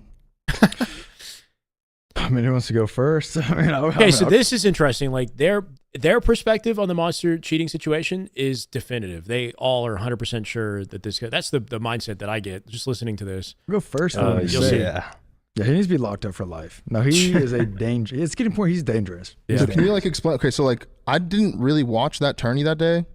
I would just play Marvel Rivals, and then when it was all done, I saw you kind of just like not crashing out, but just tweeting about it. No, this is not a crash out. This is not a crash out. Okay, you want me to start from the top? Yeah, just rip this. Okay, so the last 3 weeks, going right back into it. Probably since around the 20th, somewhere around there. Yeah, we've been playing online tourneys, like off-season tourneys, and it's the off-season, so like it's his time. It's the on-season for Chance. Yeah, he'll feast these. Yeah, he loves these. He's looking to shop. This is the lineup. So yeah, we pull up like the 20th or something, John. It was it was me, Suppressed, Tusk, and him. That's insane. And we play Chance. We play Chance with like the most random roster. The most random roster. The roster is like. That's the point. You don't. It was that's the point. Yeah. Select many. Yeah, like that's who you guys played in the final. No, so we played like winners round 3. Something is way too sus about it. Like you do have to like consider from their perspective just getting beat by like it's like Monster and friends, like whoever he shows up with. You know what I mean? Like it does feel super random that was the first off season one we played that like winners round 3 and we just got something we just seems off. No. Okay, no. Don't paint it like that. No. Okay, we went map 3 in a best of 3. Wait, we won a map? Yeah, we won game 2. I just remember Forbidden, but like game 3. You remember game 3? Chance just like guaranteed it. We were down like 50 points in that stronghold. It was like 230 to like 190. This was one thing that I didn't consider, and Renegade's going to talk about it as well. The score in the game, like we didn't talk about this. We're just so focused on the clip. It's 223 right now to 214, and they have a BC hold here, and Monster 4 dead at him, like went for a trip cap, flies into A. Like if he dies in this situation and they give up control, like if A gets capped here, they could lose the game off this. It's just guaranteed in the craziest way. Yeah, so it's like, all right, first week back, that wins them the game. Whatever, that kill, that 5. Him, like who cares, bro? Yeah. The next turn, same thing. Same thing. He just runs our shit dominant. It was dominant this time. No, the 4-trap was insane. Like that. Remember, it was insane. Was that game? Was it game 5 when he made that insane play? Remember when he? Oh no, he reverse swept our team. He reverse swept us, right? And then he played Sparty's team right after. He reverse swept them. He reverse swept them. And then we played him. He flies in the guy's face and just 20 minutes max. Like some Guinness like in the most high pressure moment in the game. Been a part of. Like nonchalantly. Every single weekend. Every single weekend he's been running me. And he's just going crazy. He's going crazy. He's going like insane. And then this is literally the one that just happened like a couple days ago. Yeah. Like this is the most insane thing I've ever seen. And you guys won this one? Huh? You guys won this one? Yes. And but I had to monitor cam him in grands. You got him to monitor cam? Yeah, we got him to monitor cam. Actually? This is wild too. He went 2 and 15. No, but it's like a weird monitor cam. Yeah. Like, no, it's full gaze. It's like half of his monitor. It's not even a GoPro. You don't even see him. It sounds like he's talking from like across the room, by the way. Like that's a huge red flag for the record. So he's saying you see half the guy's monitor, you can't see Monster, and it sounds like he's talking from across the room. Can't you like take your cheat software or whatever and have it on like a main monitor and then have a second, you can have a secondary monitor that looks blank, that's like a copy that doesn't have cheats, right? Like if that all sounds super red flag to me.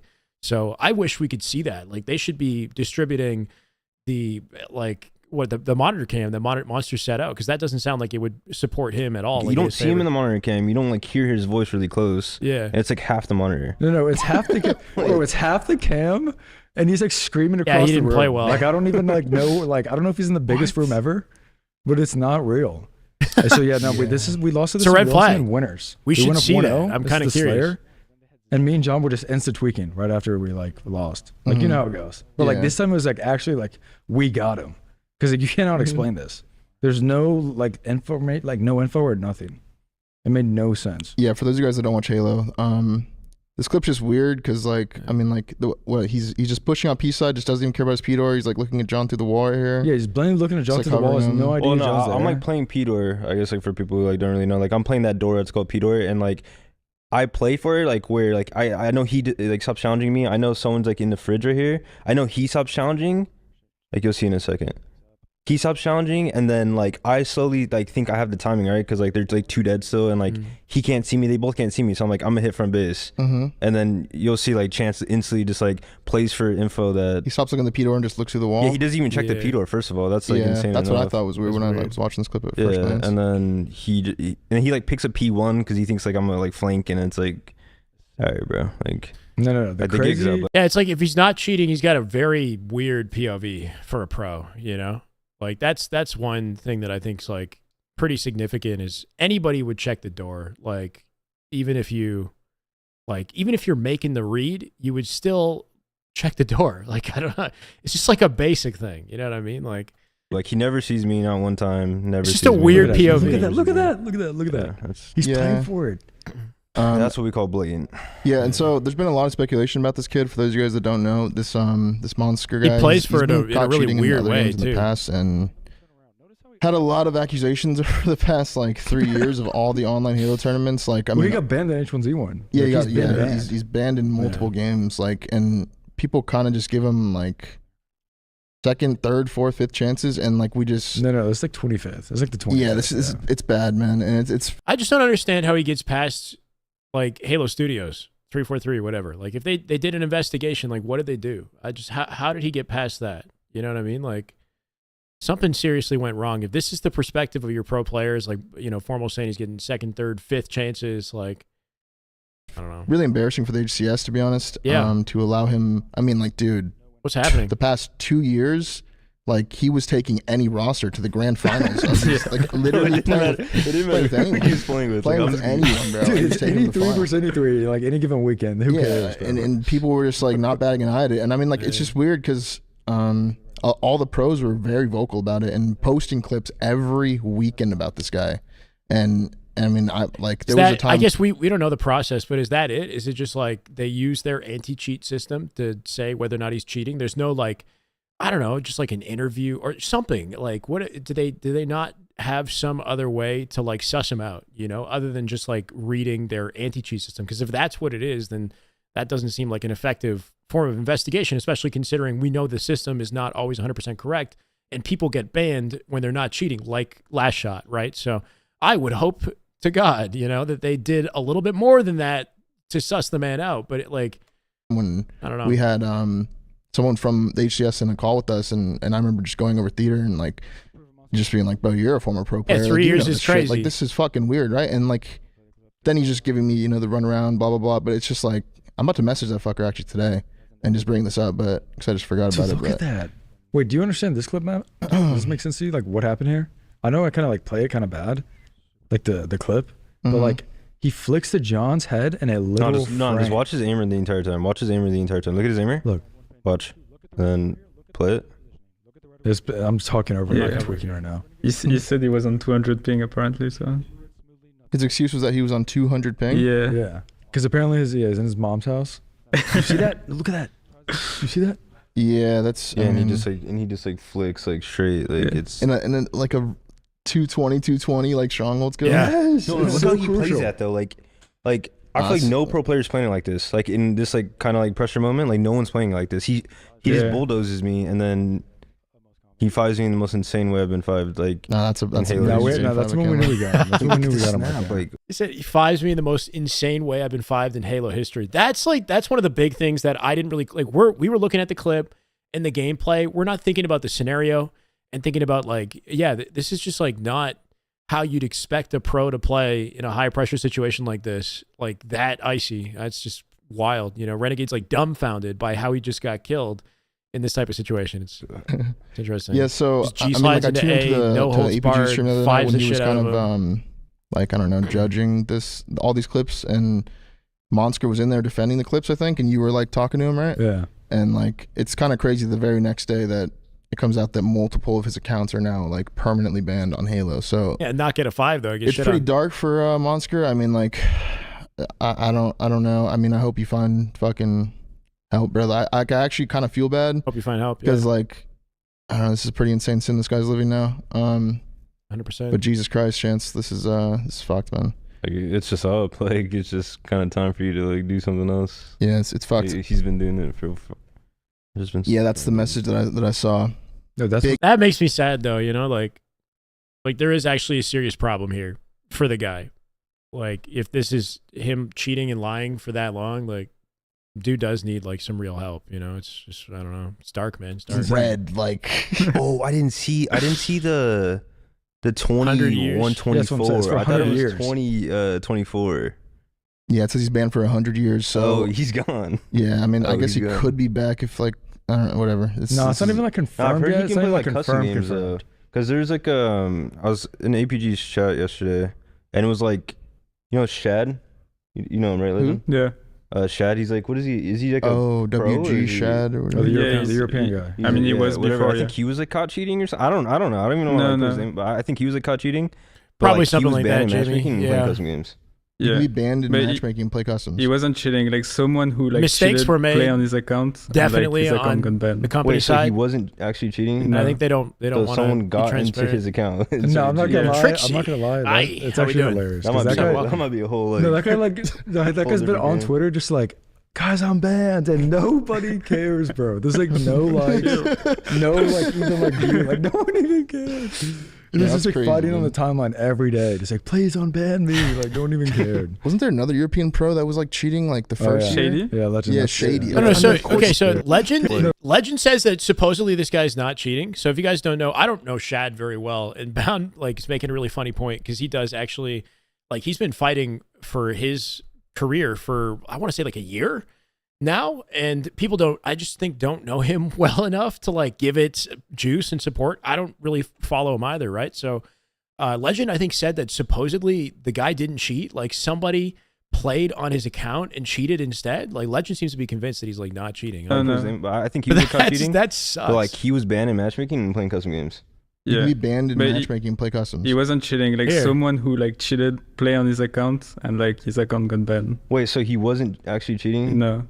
So someone got into his account. No, I'm not gonna Yeah. lie. I'm not gonna lie. That it's actually hilarious. That 'cause might, that be guy, that might be a whole like. no, that guy like that guy's been different on game. Twitter just like, guys, I'm banned, and nobody cares, bro. There's like no likes, no like even Is he like in the playlist? no one even cares. How though? Is he He's like banned? fighting on the timeline every day, just like, please unban me. Like, don't even care. Wasn't there another European pro that was like Actually, cheating though, like it's the just first? so Shady? sad. Yeah, Legend. Yeah, that's- shady. Yeah, I mean, that's- of course that's he. Big thing about this is like, you know, the more noise generated around the fact that you're cheating, the larger your platform, the higher likelihood somebody's going to pay attention. But like, if you're a competitor in a very small scene, especially the European side of Halo, not many people know who you are. You know, you could be a good player, but like people aren't going to jump to your aid if they've never heard of you. It's like, He's Legends fucking duo. cheating, Yeah, bro. that was like Legends duo. I'm not His gonna name lie. is it's unfortunate. bro. It's like my YouTube situation. What was he actually doing though? Because like I still to Escope this day thing? don't understand. He was just like he just. Yeah, I don't know. got- If he's the only not thing cheating, he that did was does just like blow. the aimer thing. He couldn't be Yeah. descoped, I think, or something, right? That He, was he his was only not getting cheating, this like- cup on his screen. Yeah. No, there's probably that's the more. one There he was goes probably out to? more. There was probably more. That's just what they Yeah, got him maybe. for. Yeah. That's the thing.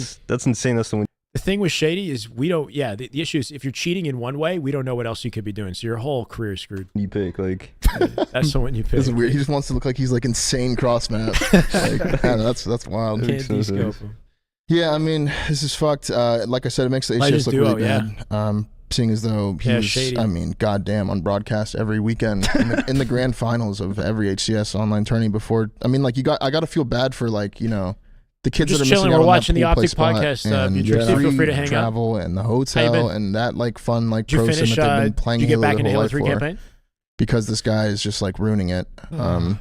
It's a really bad look on everything, but I mean, I don't know. At least I don't it's know how the out guy now, played I on his guess. account, I mean, if it at got, least it's like, not if it gonna got hacked or continue, some shit, like, I maybe. don't So know the maybe details. that's the little light of this, but it's fucked, man. I don't Shady know. I'll was pray nasty. for him. Yeah. Yeah, I guess we'll just wait till 3-for-3. Like they had to come out with some official statement. They right? have Like, to. They have Yeah, to. No, they hopefully gotta do what they did to like the guy in NYC. Like they gotta walk him down. Like make it like a public like Yeah, viewing of him they- getting banned. Yeah, well, then here we go, right? I like the way that this was kind of addressed. I wish we kind of started today with this, maybe before we went to the Gunny thing, but like they're convinced he's cheating. These are pros with platform. This is the way. Chris G with the follow. Thank you, brother. This is the Welcome. way. They want the statement too, right? They got to make a statement, right? So I'm just hoping that they're hearing this and that maybe it's just delayed and that we do get some sort of transparency and figure out what the heck happened. Because, yeah, to be cheating potentially for 3 years, finally get locked down. We're still, radio silence on it. I hope we hear something. Like it's got. They have see- to. They have Gunny to. said the same thing, but just more it's- aggressively. But it's yeah, pretty insane I mean, that the HCS has to start 2025 with like this like on their plate. Like people just got back. I think it's a from great way. vacation I and think it's a shit. great way to start. Yeah, Monster hopefully they band. stay locked in this whole fucking year. Like just get the shit out the way. And yeah, I hear you, Beatrix. I don't know, It but sucked, yeah, I man. mean, The MCC, hopefully. somehow it's busted. Wait, actually, these are these online tourneys like every weekend still? Yeah. Mm, Yeah, there's one Yeah. next Yes, weekend. playing them, Yeah, so I please. think from here on out, it's every weekend. Okay, Yeah. cool. And So I'm so- actually down to play some because Yes. my people keep coming in my chat when you guys are playing them, and I'm just like having to be like, I mean, I don't got a team yet, guys. Like it's just me right now. He doesn't have that excuse anymore, for the record. Hey, Blondie, what's up? I think so. Formal's waiting for right now Legends in France, and he won't be back until I think like the first week of February, something like that. So seeing Optic play together, we might get to see them play at the very last off-season tournament, unless Formal decides to jump back in. I know that like once he jumps back on Halo, he's on Halo, and he probably can't go back onto anything else like Marvel Legends. So he's like taking full advantage of his break. But And like just watching you guys now, play. Like, now every when people weekend, want to basically, and see him play, like obviously you you guys can't, have the Optic shit on, and can't like, say he doesn't have a you team know, trying anymore. to hide You know it, I what guess. mean? But yeah, I was like, damn, these will Time be to pretty face the fun. music. So I mean, I'm down to play them. Wait, are Season you starts staying in, February. US now? Are you I going hope, home? Yeah, I'm at staying in the least. US. Because the Yeah, off-season I'm goes like- to the beginning of yeah. February. Oh, nice. Okay, so we can actually play them Yep. because that was the one thing I was worried about. But that's PlayStation nice. might have MCC. Are people, like, playing with, I'm like, the not full sure, rosters and but I think shit? that'd be a W. We need to see that. Shopify did. Yeah. Huh? Shopify did. Like Mm-mm. less first first one. I day. don't know, yeah. I think that might be the only Shopify, team. that's what he said. My God. No, maybe Shopify. Sparty's team. Complexity, I Wait, think. who's Sparty? Complexity. Like Sparty, Precision, Hus, and They who's the didn't last check guy? in. I Top don't know. 5 in the Didn't check world. it. I Holy don't remember shit. the last player. Team's blacked My out. God. What the fuck? So bad. That's insane. That's supposedly the He's such first a monster, man. off-season one. Like you didn't have to check in, like or like yeah, What's up, really Grim? check in. I guess this one you did, and like Sparty didn't check in. And he was just Not like, right now. he was on just so checked. He was just on onto the Twitter just going crazy. He's He just was like- going crazy. Like 2025 is looking so good. Like Monster Band, like Sparty's already getting fucked over. Like, it's gonna be a good one. It's gonna be. I'm not gonna lie. That first event Sparty's back though. He's about to be crazy. He's Yeah. about to be fucking. I hope we don't play him, locked, bro. That I hope we Friday don't pool play play him. match, like that motherfucker is coming turned. Holy fuck! I mean, Sparty's gonna be so gross. I think one thing that I really miss about Sparty is his personality that he brings to LAN, right? Like every time he wins, he stands up and he screams like it's like a big deal, right? He'll talk trash. He's very animated at LAN, which I think like we need more of in our esport. But yeah, so he gets signed to Complexity. If you guys aren't aware, Sparty's on Complexity. He's coming back. Immediately after, he gets auto like booted out of the HCS offseason, like last week, right? He doesn't make it into the tournament because they have a check-in policy. You have to check in like an hour 15 in advance of the tournament, even if you've signed up or something. Like there's, I don't know, some sort of a check-in policy that like the team didn't make it to, and he got, booted out the tournament. And there was some sort of miscommunication or something, but you can see him on the timeline. Like the man is like obviously upset because he wants to play with his new team, but like, I mean, Jesus, yeah. Anyway. I mean, I do think he was funny. banned for a little Sparty too long. revenge tour, So, hell I yeah. mean, welcome back, Yeah. Tyler. I know you've just been What's up, foaming Serpent? at the mouth to play again, so you're unchained. Good luck, bro. What's the CDL skins shit? What is this? See, the problem with these is Guess I don't the follow. CDL makes every team like do the same template. Like you get that little piece of the chest, you get like the pants, 100 and the years, what gun. a guy. and then I guess the goggles. It's like every team's gonna have like, phases just gonna be the same thing with like red. Yeah. Like I always wish that the CDL would just, I mean, there's obviously a lot that goes into it, and I don't know who they have to get the go ahead from, but I if they saw could that, just make Blondie. a I hope fucking so, like too. actual skin and just like rip it and get, creative with it and stuff, like I feel like they're just so limited. So yeah, wait, all the skins are gonna look like that, like where it's like this, the basic, like the black.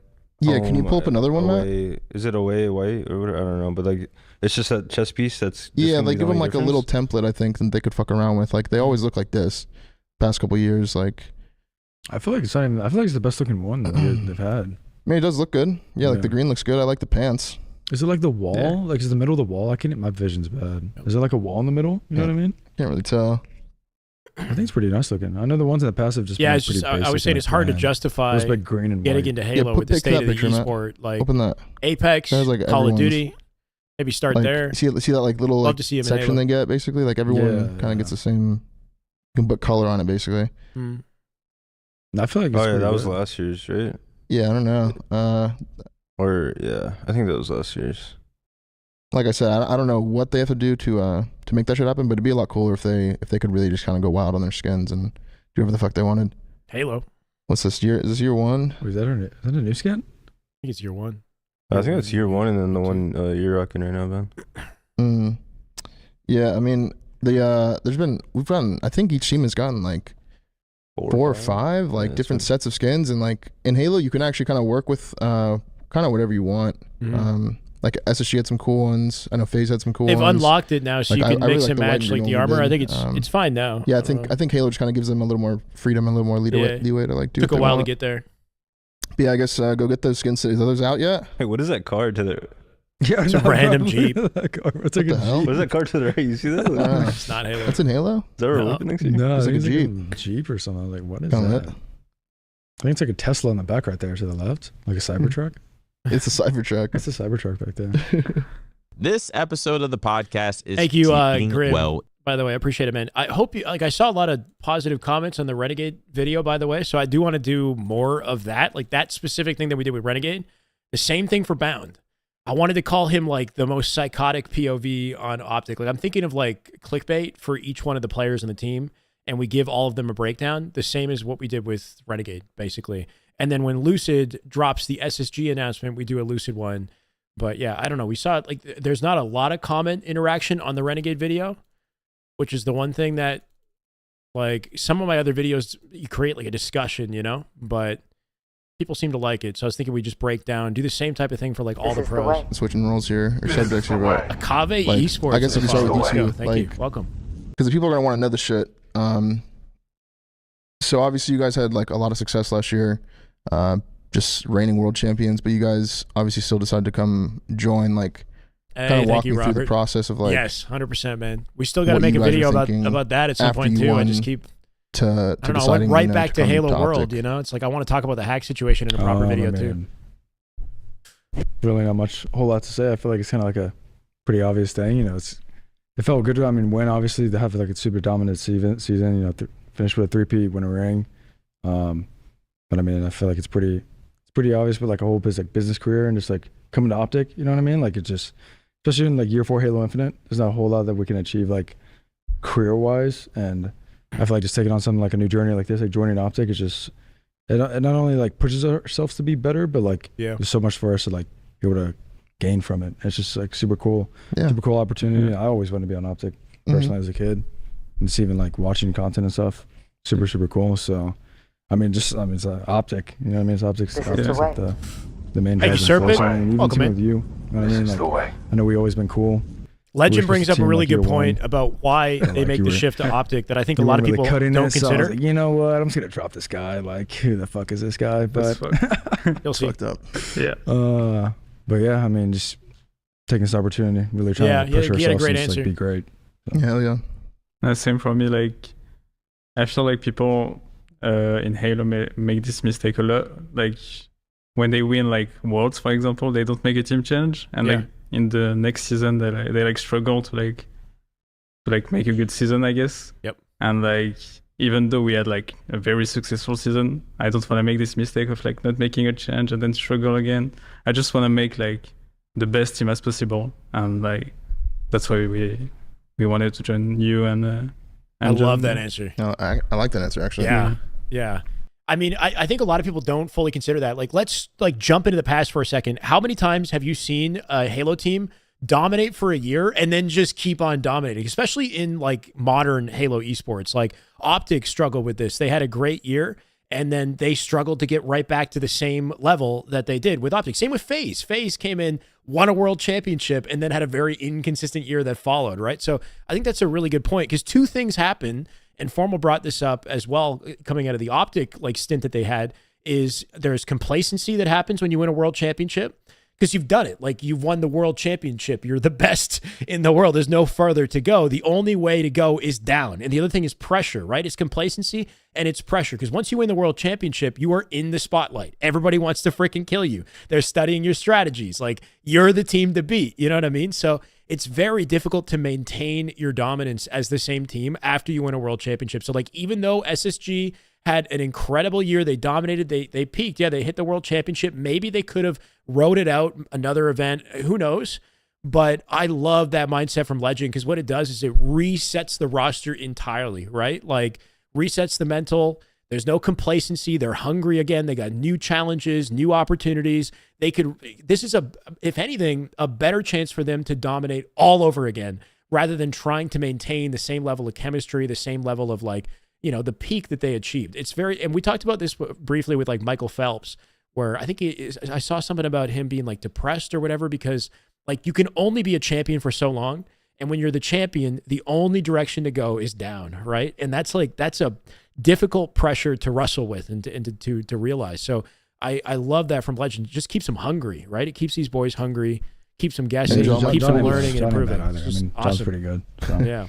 What was like the I guess after Worlds, your guys' team kind of just like, I don't know. I feel like your guys' team was I do agree with that too. I think Formal in the scene not is a chalked, W, obviously, but regardless of whether he's winning or losing. Definitely For us, felt like right? when I asked you, there was like a good chance that you were like interested, kind of thing. Like, I don't know, kind of walk me through. What Formal did was so extreme to boot out your teammates because you couldn't win an event. I mean, we'll never know the inner workings of the team. You know what I mean? Like, it doesn't look like we just see a narrow view of it all. You know what I mean? So it's hard to like come in and say that like, oh, Formal, he's a menace. He just booted everybody else like out, and they all, you know, were just blindsided. Like, that's not exactly how it was. You know what I mean? Like, the team knew the chemistry was chalked. I don't even think like Formal had mentioned that like the conversation between the team didn't really need to happen. Like, they just kind of knew the vibes were just kind of there. Like, it was done. This isn't going to work.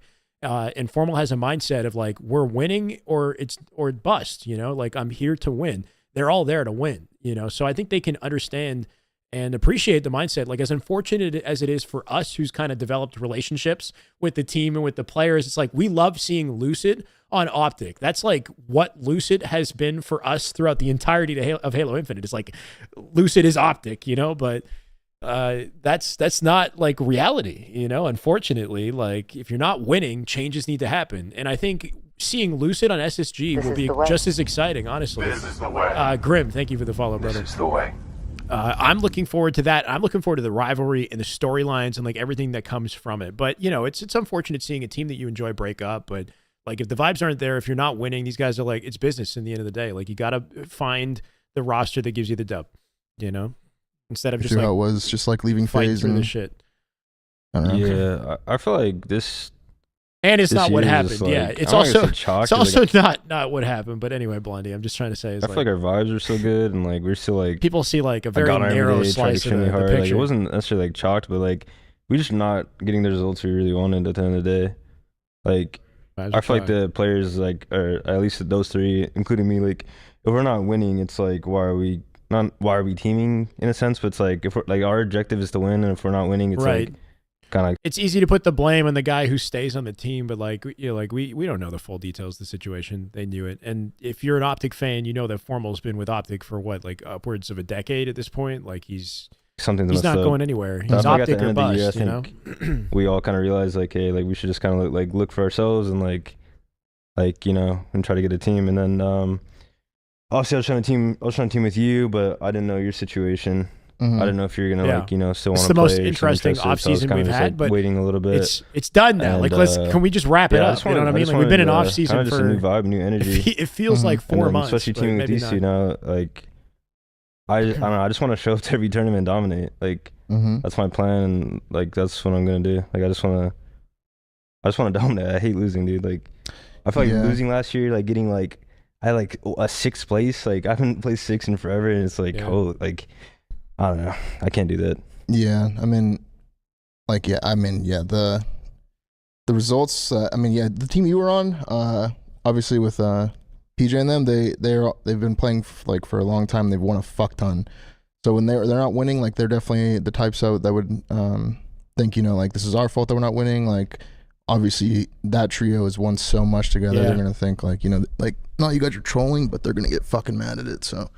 I saw this Eli, if you guys haven't seen, what is it, the podcast with Royal 2, Eli and Mikowski have a podcast. What's the damn name of the podcast? But it was a great listen, the Royal 2 episode. Supposedly Royal 2 and Snakebite played in 140 events together. If you include online tournaments, 140. They won like 54 or something of them, and they got top 3 in like over 80 of the 140 events. Or they were in the grand finals, I think, of like over 80 or something like that. It's an insane statistic. The longest standing duo, I think, in esports history, not just in Halo, like esports. I can't think of any duo that's lasted, 17, was it 14 years? I don't know. It was just an insane run between the two of them. So yeah, that was surprising, but tie the leader, that's what it's called. Thank you. But my God, you know, and it's the same mentality with those guys, though. If they're not winning, especially when they have a year that's that inconsistent, like a change needs to happen. Cranberry, thank you. This is the way. I can definitely relate with that a lot. So yeah, I mean, it's a new team, new look, new energy, man. I mean, like I said, I was ready to step away from Halo, truthfully, after the way last year went, but this was like the one. Leo, you got to chill, brother. What are you saying? Like, it doesn't grind. Like, how do you know what constitute doesn't grind enough? What do you mean? Like, he's putting minimum 8 hours into scrimming every single day with the guys. Like, I think what hurt Formal was just streaming something else, because it gave people the impression that like he wasn't as focused as he could be. But like the man was putting so much time and energy into the shit. One specific scenario that I was down at the same time, like, play again. You know, you're not Formal. I mean, I'm really excited to play. I know I haven't been playing like any Halo recently. It's kind of just. If he put up not the necessarily stats like to back, I don't know, it's kind of just like a mental reset after how last year ended. I'm kind of just leaving all that in 2024. You'd have an actual argument if he just like shit the bed. You know, when I get on the next time I get on Halo, it's just gonna be a whole different vibe. I want to make a gamer tag change. Like I got like, you know, I just want to just like change. Yeah, I just want to like just because this Optic formal match that I was thinking about in the shower the other day. I was like, it's just got to go. I don't like it, but yeah, it's just gonna be a new look, man, and I hope the fans are excited. I know a lot of people have been speculating this roster could happen. Just be OG Formal. there was a Straight lot of up. excitement about I don't it. know if I've you seen can on get Twitter that. and stuff. So hopefully the fans are happy with this team, and like hopefully we can just bring home, you know, like as many chips as possible, if not everyone. It's the reason we made this team, and I'm looking forward to this year basically. Last year I didn't like the locations that we went to. Truthfully, I felt like every event was. I think SLC was probably the best like venue event. Or maybe Seattle actually. Yeah, clearly his process like works. the London one was like, dude. Whatever he's doing, Damn. it's got yeah, him like the I legacy appreciate that he Quadrant for putting on has. an So event. who are we to doubt it? You know, I mean, we all experienced it. It was pretty bad. Dude. Like, come on. And then Atlanta, even like we were kind of just like at the airport. Like it was a really weird year for events. I mean, I just want to see. I don't know what kind of changes I'd make to like the game. I don't know if a BR would actually help. Yeah, Leo, you chill, man. We got mods. I don't think it would. Is it a BR as in like the gun or like the a mods gun? on I you. think the gun, right? Oh, shit, come on. I mean, 343. Dude, I heard about a battle royale being in fucking Halo Infinite year 1, and I was heard be hush hush about it, bro. This is like it's coming, and like don't like you're not NDA'd, but like don't say shit. And I was like, bro, all right, I'm excited. I mean, that shit's just in the wind. I mean, like the amount of Hey, that BR is not happening. rumors I guess I heard about things coming to Halo Infinite, like ranks being changed and all this shit. Like, I mean. Yeah, it sucks. I do want to see a lot of changes. Like, obviously, I want a better ranking system. And the problem is, too, is like there's no anti-cheat. Like, really.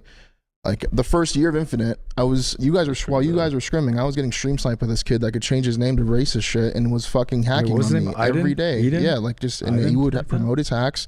And it was just like a nightmare. And I don't think they ever changed that. They just banned his accounts and he was back the next hour. Like, it was just... No, he was around the clock. He was around the so clock like the problem is too, so say they put in some ranking system with like a top 500, top 250 COD style thing, like, bro, people are just going to start fucking hacking. Sure. And it's like, there's... Yeah, there has to be really good anti-cheat. I still hope that doesn't stop them from adding a champion rank. Like, my God, you know, it's unfortunate. It's been 4 years at this point, so it's hard to expect anything from the game, but a champion rank would still be like really appreciated from the competitive community, you know, like... Yeah. There's a lot of problems Something with to grind, Infinite, but there is a lot of good things. Like playing that game on LAN at tournaments is very fucking fun. Playing it online and going through like the rank process. Obviously, for a lot of people at home, it's probably what you guys do as well. It's not very fun. There's a lot of issues with the game. There's been a lot of long time issues they've never really addressed. Not sold on the team. And yeah, I mean, what do you guys want to see? Like anything change specifically? I mean, they just got to make a new game. Yeah, I agree. At this point, they just got to drop a new game. Like, I think. I feel like for year 4, they could just do some like crazy changes though. Yeah, like, they should just go like like viewership or people playing.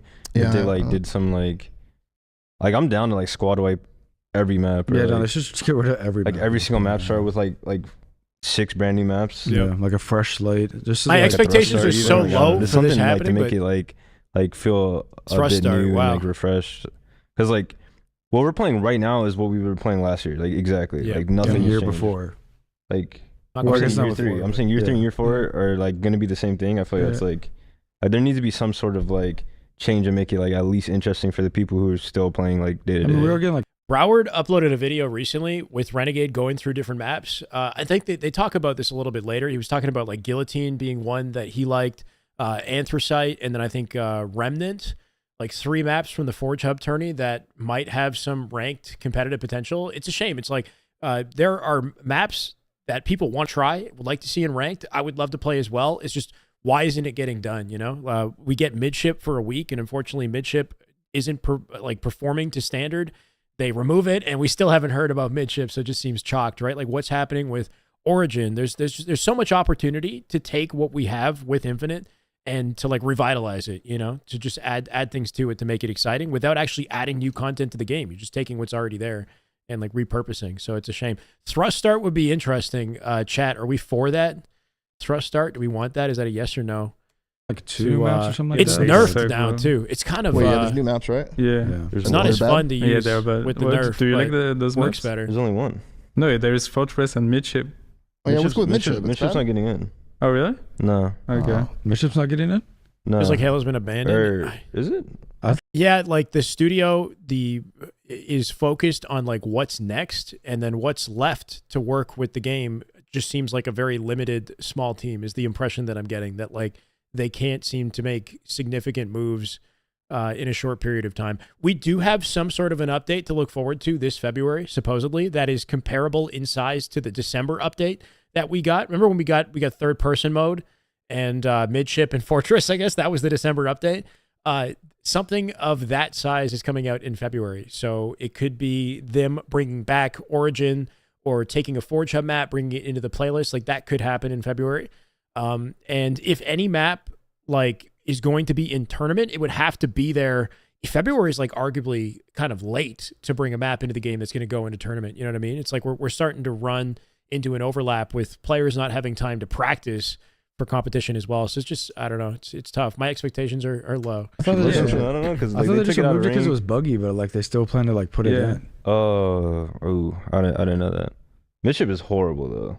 Current thrust is more balanced to start with, like for sure. United, like there's more of a risk using the current thrust. Like Ryan's farming everybody. Like Just midship.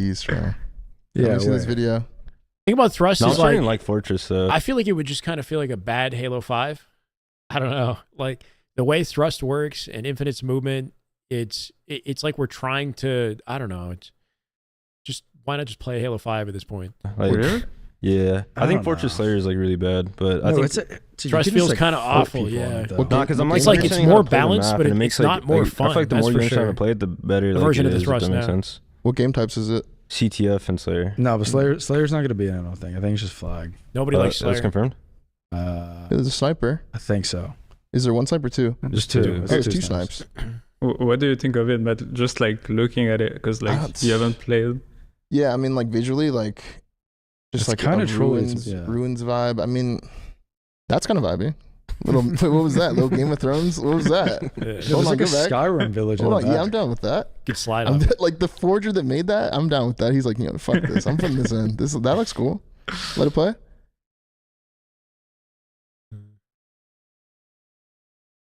Yeah, it's a hell of a combo, right? Yeah. Like when you already I saw people slide tweeting like about as like much as we do. There was something wrong with it, like plasmas or some shit. We used to slide like you a thrust. Two plasmas. Yeah, like Halo 2.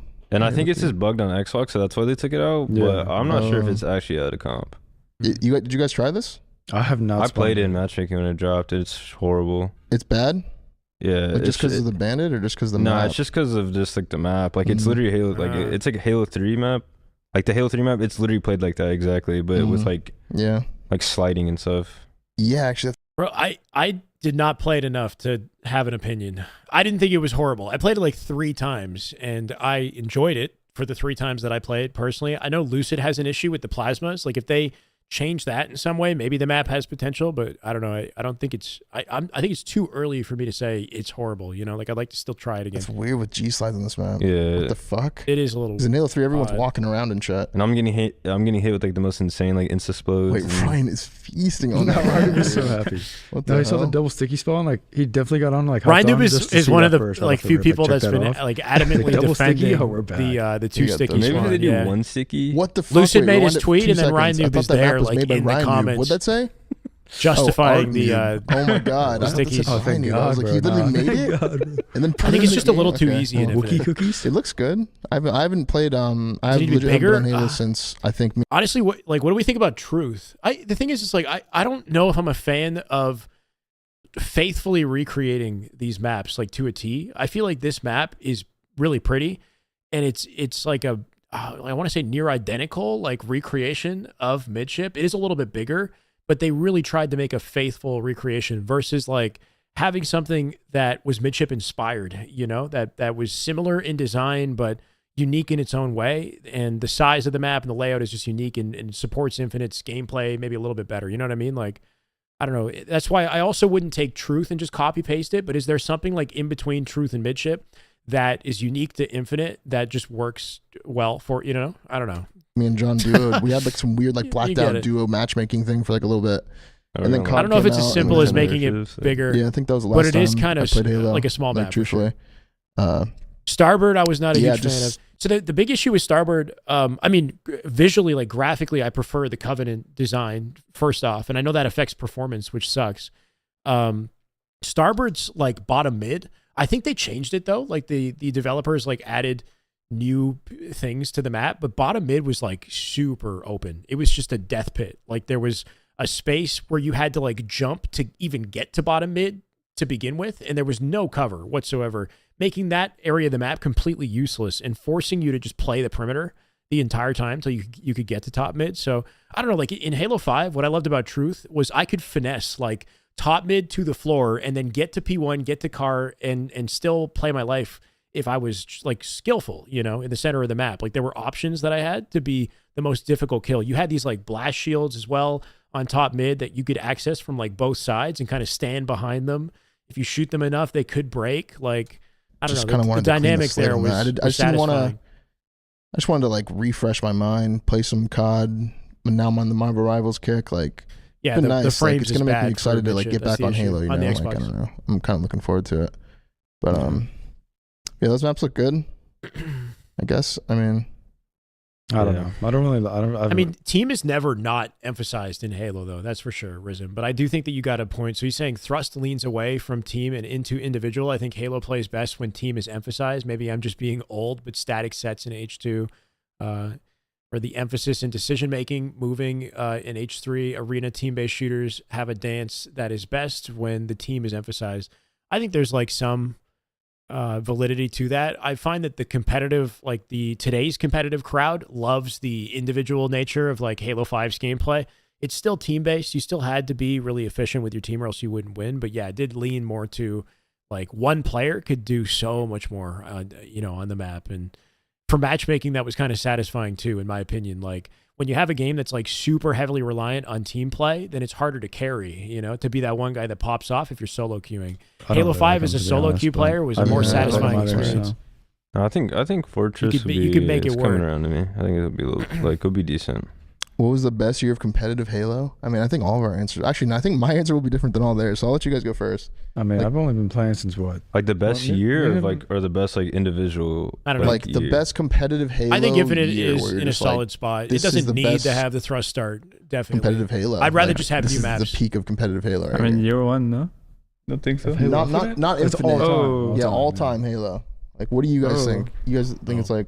It's got to be like 06 or like 07 when Final Boss was just fucking dominant and it was on TV, like national TV. I'm surprised he said this and not like something that he was a part of, you know? Like, yes, obviously that's like the most legendary period for the Halo franchise, but for Bound specifically, like you'd think like it would be during Halo 5 when the guy was, actually he didn't even compete in H5, did he? Not like, and that was pretty dope. T-Squared's like on Dr. Pepper. Anyway. That was pretty dope. Yeah.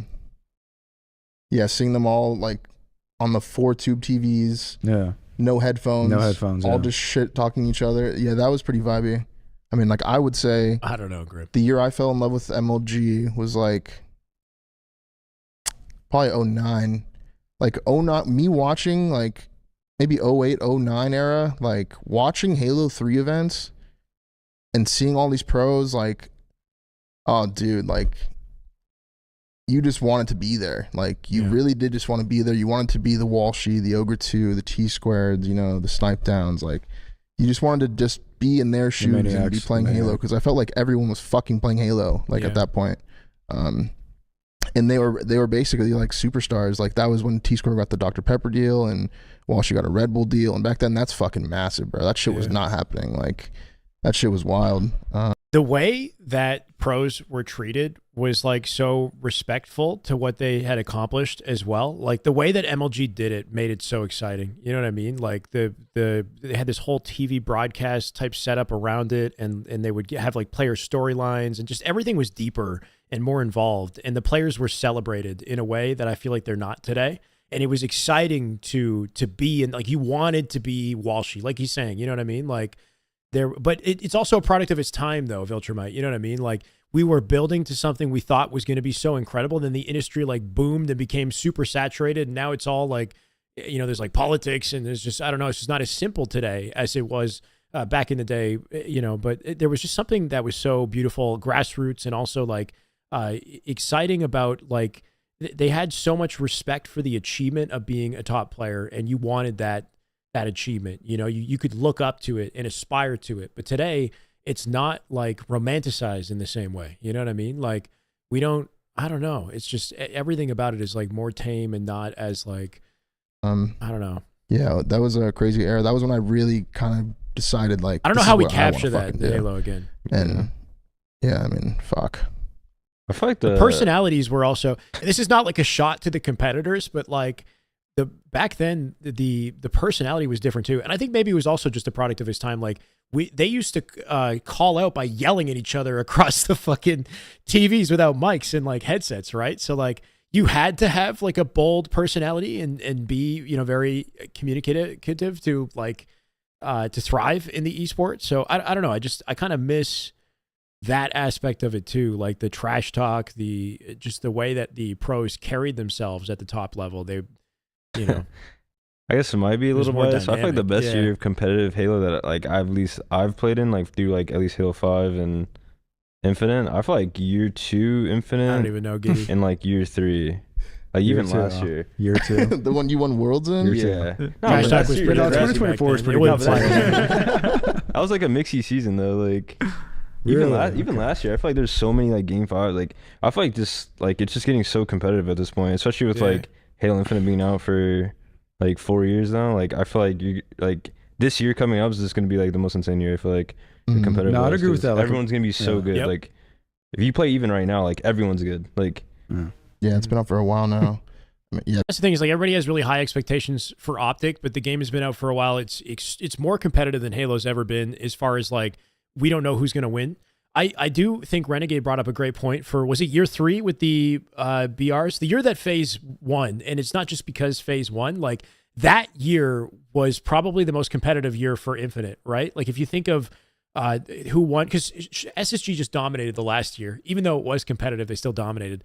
Optic started that year by winning, and then I think FaZe won one, SSG won an SLC, FaZe came back around and won it. I think between that, Optic got an event as well. Like it was so back and forth between the top 3. You didn't know who would win at any time. Like, and even you had Sentinels get the grand finals. That is just good Halo right there. That is just damn good Halo. Patriot. My God. Let's go, brother. First time sub. This is the way. I know how to play Thank this you, shit by now. Like, fuck, dude. But that was a super competitive year. So respect to Renegade. He's like he's having the most fun. I think us making this team is also going to make. Not necessarily. I think it's going to help the scene just in general for viewership. Like I think a lot of people are going to be very interested to see the storylines. Like me versus my former teammates, them versus their former teammates. Storylines are great this year. A lot of bad blood in the mix. Like that's what everyone kind of sees. Like I think that's going to be good for viewership. Maybe only for the first event, and I mean who knows what happens, but. I think it will be good. I think a lot of people are going to be very. I think it's tough, Slip. The only like fundamental difference is the team dynamic. It's not necessarily like who you know or your age. Like those are factors that matter, but like it's the team dynamic. That's what it is. So like you're saying, HCS needs to be more like FGC. FGC, you are a solo warrior, and as long as you're good, you're going to stand out. You're going to get all the opportunities that you want just by being. I mean, unless you're insanely toxic and you get kicked out. But yeah, there's the dynamic of like working with a team and aligning yourself with the right people, and it's tricky. Yeah, it's a totally different world, and that's never going to change. Unfortunately, the kind of politics that come with that, learning how to navigate that is part of the skill of being a Halo pro. And to see like what these rosters got, and or you get lucky. Gonna be a lot of these pros. It sounds like they got kind of lucky, right? Like they just kind of. They entered in the scene with a lot of talent, and they were given opportunities. Year just where, like, they still had to navigate those opportunities in a way that didn't burn any bridges. So I'm pretty excited. Things will be pretty good. Guy looks locked, bro. Good, Kyler. Yeah, what's up, bro? What's good, bro? What's the XQC clip? I mean, what? Dude, 6 events. It's crazy that Call of Duty is still pretty played in general, right? And they listen so much to pro players. Bro, pro players need to fucking shut up. Bro, pro players need to fucking log off the game, throw the computer in the garbage, okay? No, I'm not kidding. If you're a pro at Call of Duty, throw your computer in the garbage bin nearby, okay? And go get a job at Home Depot or McDonald's, you fucking loser, okay? You're a fucking loser. You make anything but the game about the fucking bullshit controller when the game could be more. Okay, you can only use one gun out of 60 and 4 attachments, even though there's 6 slots. on one map, but don't go to the left side because I don't like that part of the map. I don't like the colors of it. Don't go inside. Okay, so he's talking about how the COD pros are. Can you? Is that a thing though? Like in COD, can you not play a certain area of a map because the side of the map is GA? Is that like actually a thing, or is he just trolling? I guess GAing a lot of stuff, and I guess it's actually kind of facts to for COD. I don't follow it closely. I'm assuming that's what he's saying, and he's saying that's hindering what Call of Duty could be, which I don't think he's wrong. I haven't really followed the COD GA stuff. He's just trolling. Okay. It would be that's fucking hilarious. I mean, like, John, I know you were playing a lot of ranked as well. Like when the Krig was in, not for the colors, obviously, but like if they GA a section of the map, that's actually hilarious. Yeah, like if you weren't using a Krig, like you were just getting ripped by one, so you kind of just had to use one. The game definitely did get dumbed down very fast. Like, because I was actively playing this COD, I do think it's a really fucking fun COD. The only reason I'm not playing it is because the hacker situation is just fucking unbelievable. We don't even have to get into that. I don't know. We're like in a difficult. This is, I think, an issue with the COD community is they are really good at COD. Like they're insanely good at COD, and COD is being continually designed in a way that's like approachable for as many people as possible. So COD isn't getting more difficult at the rate that they're getting better. You know what I mean? Like COD's like staying the same in difficulty, or just it's the same in a lot of ways, honestly. I mean, they make subtle changes, but like these pros are getting more and more cracked and more competitive, and their expectations are getting higher. The game is basically staying the same in approachability for the most part because they want people to just play it in general. It's not being catered specifically to the pro community. So the pros actually, and their GAs actually come from valid, there's some valid takes behind it. Like they're saying about this Krig sniper, like it literally dominates the game. It's so powerful. You had to have one or else you're screwed. Like that ruins the game as well, you know? So it's like a conundrum you can't really solve unless they start to tailor the game to the pro players, which they're probably not gonna do, you know? It's like, I don't know. Formal saying they made this shift too soon, which they probably did. When I was grinding it, I was having a lot of fun, and then slowly every day I'm getting on. The hacking situation tweet on my For You page like about how this is GA, that's GA, blah blah blah. So wait, what is like or I guess you might not know, but like what's like the main GA that like everyone's like freaking out about? Like right now? Like I don't like. Is it just the snipers or like what are they? I think the last thing I saw was yesterday. I think a lot of people are using, not a lot. COD is in a worse state than Halo. It's way more popular the single though. tap bullshit, the sprint assist. I take some viewership. There's a lot of weird little mixy settings now in these CODs to where you could run tac sprint assist like I was doing, where you just have auto tac sprint where you don't really need to like get that cracked in your controller. I'm not breaking my thumbs when I'm playing and shit. But the pros GA that, right? So like, but there's also something else called like single tap, and there's like weird little things you can kind of change to where you could look a little more cracked than you actually are, I guess. And then people think if people are using that, and you don't know unless I'm going to your PC while you're playing and I check, you know what I mean? Like you could just be like, I'm cracked. What do you mean? Like that's wild to GA, like GAing a setting within the game that you can't like perceive watching the gameplay. You have to go you have to have them go into their settings to verify. Like that's just such an awkward thing to GA. Like I get it though, but it's, I don't know. They're GAing like auto sprinting or whatever, right? And blah blah blah. And then people will threaten with like, you do that, I'm gonna snipe. Smokes, everything's on GA'd, and that never fucking happens. But people will throw threats around and I guess make like subliminal messages to other pros and blah blah blah. But I do think the GA has gotten out of hand, and the casuals are toxic as well. This is the same problem in the Halo community. The pros are toxic in their opinions and how they want things, and the casuals are toxic in what they expect, and they feel like people are catering too hard to the pros. It goes both directions. It's like it's never going to be solved, I don't think, unless you have a game that's, I don't know, because like from a company standpoint, it doesn't make money to specifically focus on one or the other. You know, it's like they make money by focusing on as many people as they can and disappointing the hardcore communities in the process, I guess. Early in the fucking season, they played like 4 or 5 matches. I agree with the Halo Pro GAs as well. I think that little overkill. We could see more sandbox diversity though, and the pros would be open to it. I do think actually she was right though. If that 343 had a closer ear, they were more in touch with like. I don't want to say bigger, but it could be a lot different. What pros will accept for settings? I think we can find something. The game like is fucking getting killed because of hackers, so it doesn't really matter. I mean, the maps just takes too long to update things. Like the maps? I don't know. The maps are pretty bad. For Treyarch, the maps they're pretty bad.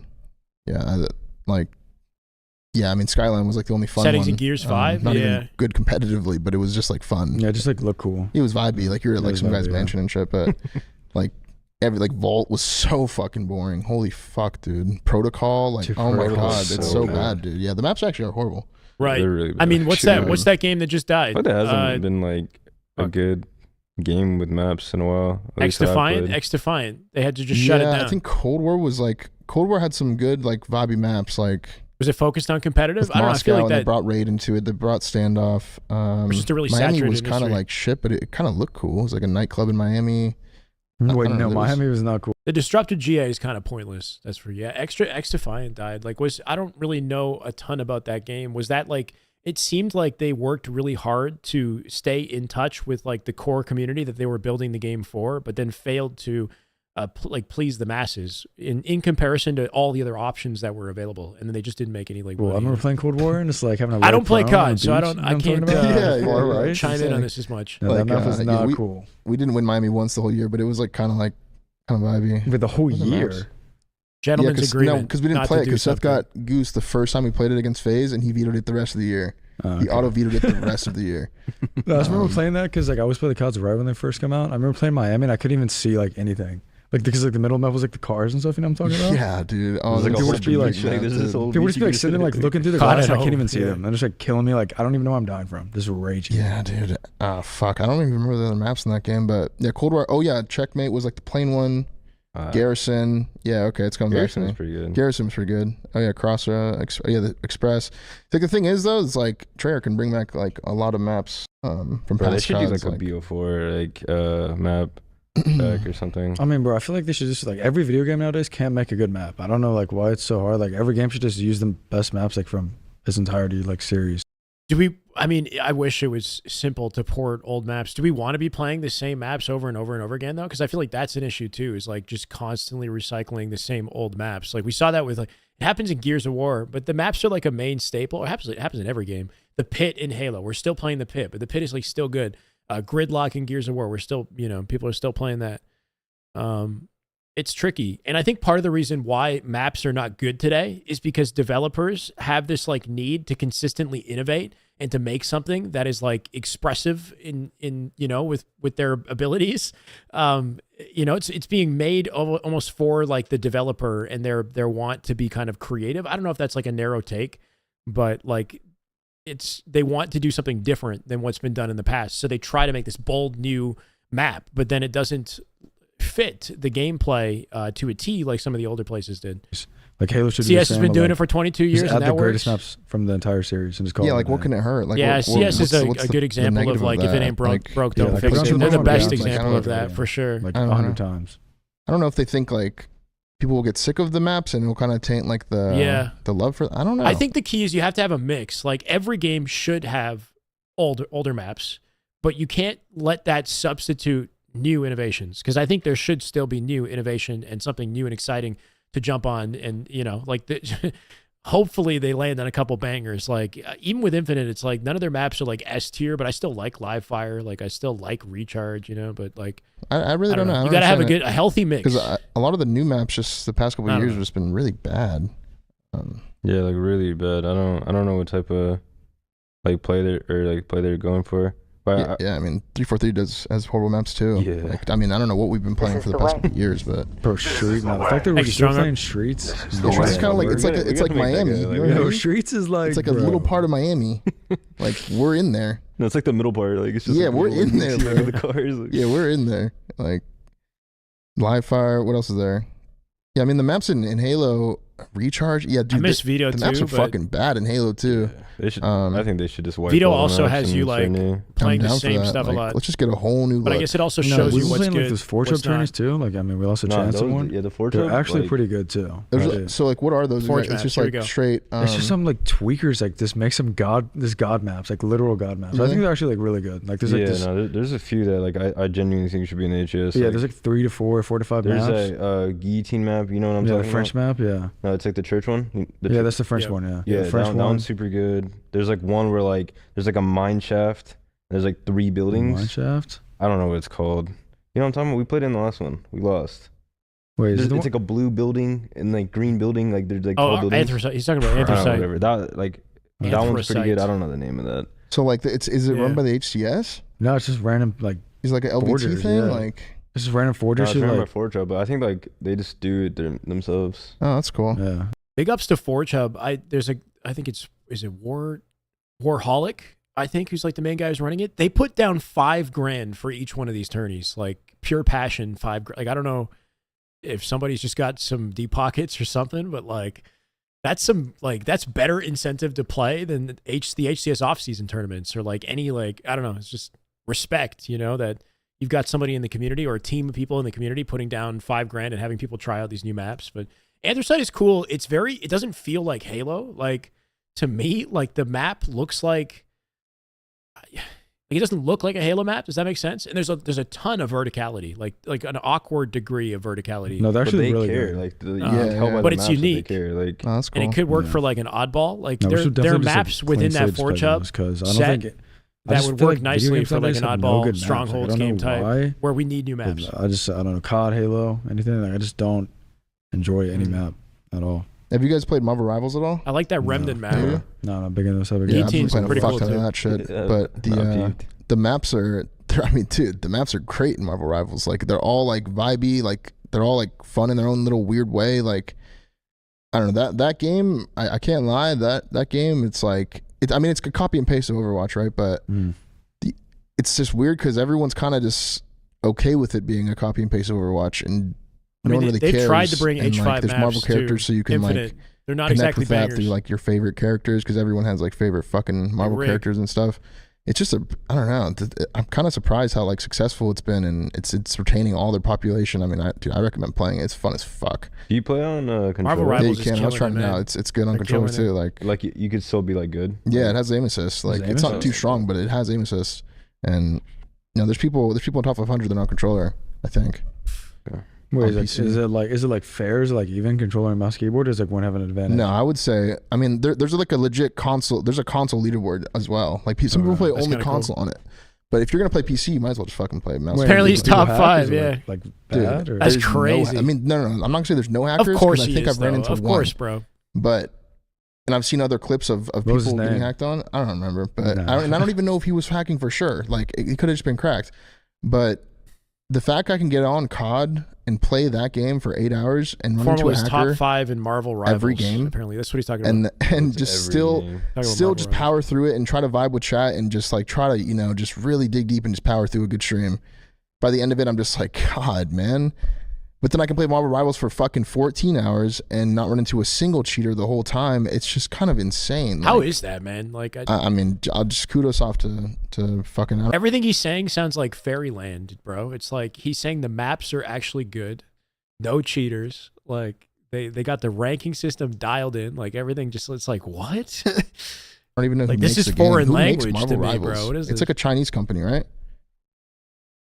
Yeah, Someone in my chat was. No, you have been having fun though. Like I've dude, it's fun, bro. Like, I mean, I've also played Overwatch. I've had a weird little like Overwatch dirty sim like randomly. I never. NetEase. Yeah, I mean, dude, kudos to them, bro. If any of them are watching for some weird reason, you guys are doing great. Elvin. They're adding shit right away. Like they have the thing with Halo, reasonable like, Forge maps to like completely when Halo revamp dropped, the rank it had playlist. That's for a sure. lot of attention. There was big streamers on the game. There was. Should I try everyone Marvel was fucking on playing controller? It the first week. Is it? Do you think like, it's good everyone enough? was at least trying it. It was free to play. Like why the fuck not? It's a new Halo.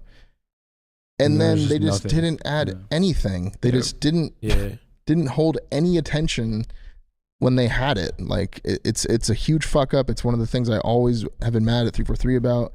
Like you have like the name Halo and you're gonna get people to download the fucking game. I'm not good with just like wasting it. I'm not experienced. You just like see this company I've never even heard of comes out with a god game, has everyone's attention, and what do you know? They're throwing in like new shit right away. They're fixing shit right away because they're like, okay, we have it. We are making this work. Like this is what we made this game for. We have everyone's attention. So they've been fixing like bugs right away and stuff. Yeah, and we've been in season 0. Like, so it hasn't even been season 1 yet, but season 1 is in 2 days. Like it's gonna come out, and they have. I mean, it's kind of a glitch that they're Marvel. Like, I don't know how the fuck they have the rights to Marvel. Make sense. I don't. Yeah, I think that I don't really know what's going on there. Like, I hope the game doesn't randomly go offline like in 3 days, and then like they get sued by Marvel or some shit, because obviously they're affiliated and they have the lore of like all the really cool. Good to know. X-Men and Marvel characters, and they're adding people. I wonder if you're kind of limited to playing all certain Fantastic Four like, in like 2 days or heroes. 2 of them, and then 2 later on. But new maps, they're fixing all the just fucking of the controller playstyle. OP characters. They're balancing them. They're buffing the characters that are weak. They're doing adding new maps. Like, dude, this sounds so amazing, bro. Oh my god. Like, just for Halo, like, take that, copy paste it to Halo. Like, having developers that are like quick and attentive, and obviously like it comes with the success, but like Halo's always had and always will have an opportunity to earn, like, to be in the spotlight and to be successful. You know, it's always going to have that opportunity, but just like being in a position where the developers like are aligned with what the fans want, and they're just like adding new content, everybody's just fucking excited, and it's like I don't know, like that's the place that I want us to be so badly, you know? Like, you know how long the game's been out for? Like a month, maybe. Yeah, maybe a month. I think I downloaded it like 2 weeks. Thought they were too big to fail and listen to the community. I don't know, like maybe there's a little bit of that. I think the biggest failure with Infinite was just the way that it was developed. Unfortunately, like the engine is just not. I don't know. It's just not scalable, or it's not easy to work with, and like it takes like upwards of like 6 months for people to like understand how to use the engine and to make content on it, and that just like, you know, delayed everything, and it just snowballed into this big mess that we're in currently, basically. Like, and my sincere hope is that now that we're on Unreal, that won't happen, and the ball won't be rolling, and you know we can kind of keep up with the demand. And the supply here, you know, because like they just couldn't keep up with the demand, and everything just freaking blew up in their face. And now we've got like a skeleton crew of people still working on Infinite with an engine that is, you know, just apparently doesn't want to cooperate. Like, I don't know. I'm filling in the blanks here because unfortunately we don't get a ton of transparency on how all of it works. We probably never will, but the full game is been out for. And they're fixing all that in a month. Yeah, there's like clear OP champs like heroes, and they're getting nerfed right away. Yep. I mean, dude, just kudos, man. You guys are doing great. I hope this game. I've got hope for Unreal. That's the most optimistic. It's kind of crazy. You know, thing I've heard about Halo in a long time. Just the fact that they're putting it on an engine where anybody could develop for it. Like, anybody could work with Unreal. Like they do like the bronze, silver, gold, blah, blah, blah, and then it goes to top 250 basically, but it's called One Above All. Yeah. But I also thought it was kind of too easy One to get to Above All is Grandmaster. Because Grandmaster sounds kind of final. Yeah. And then Eternity sounds kind of final as well. And then One Above All. Those are like the top 3 ranks. But Grandmaster is kind of easy to get to. So they're like adding a rank in between Grandmaster and Eternity, kind of like Ascendant and like Valorant. Yeah. And it's just like another new like addition that I think is going to be great.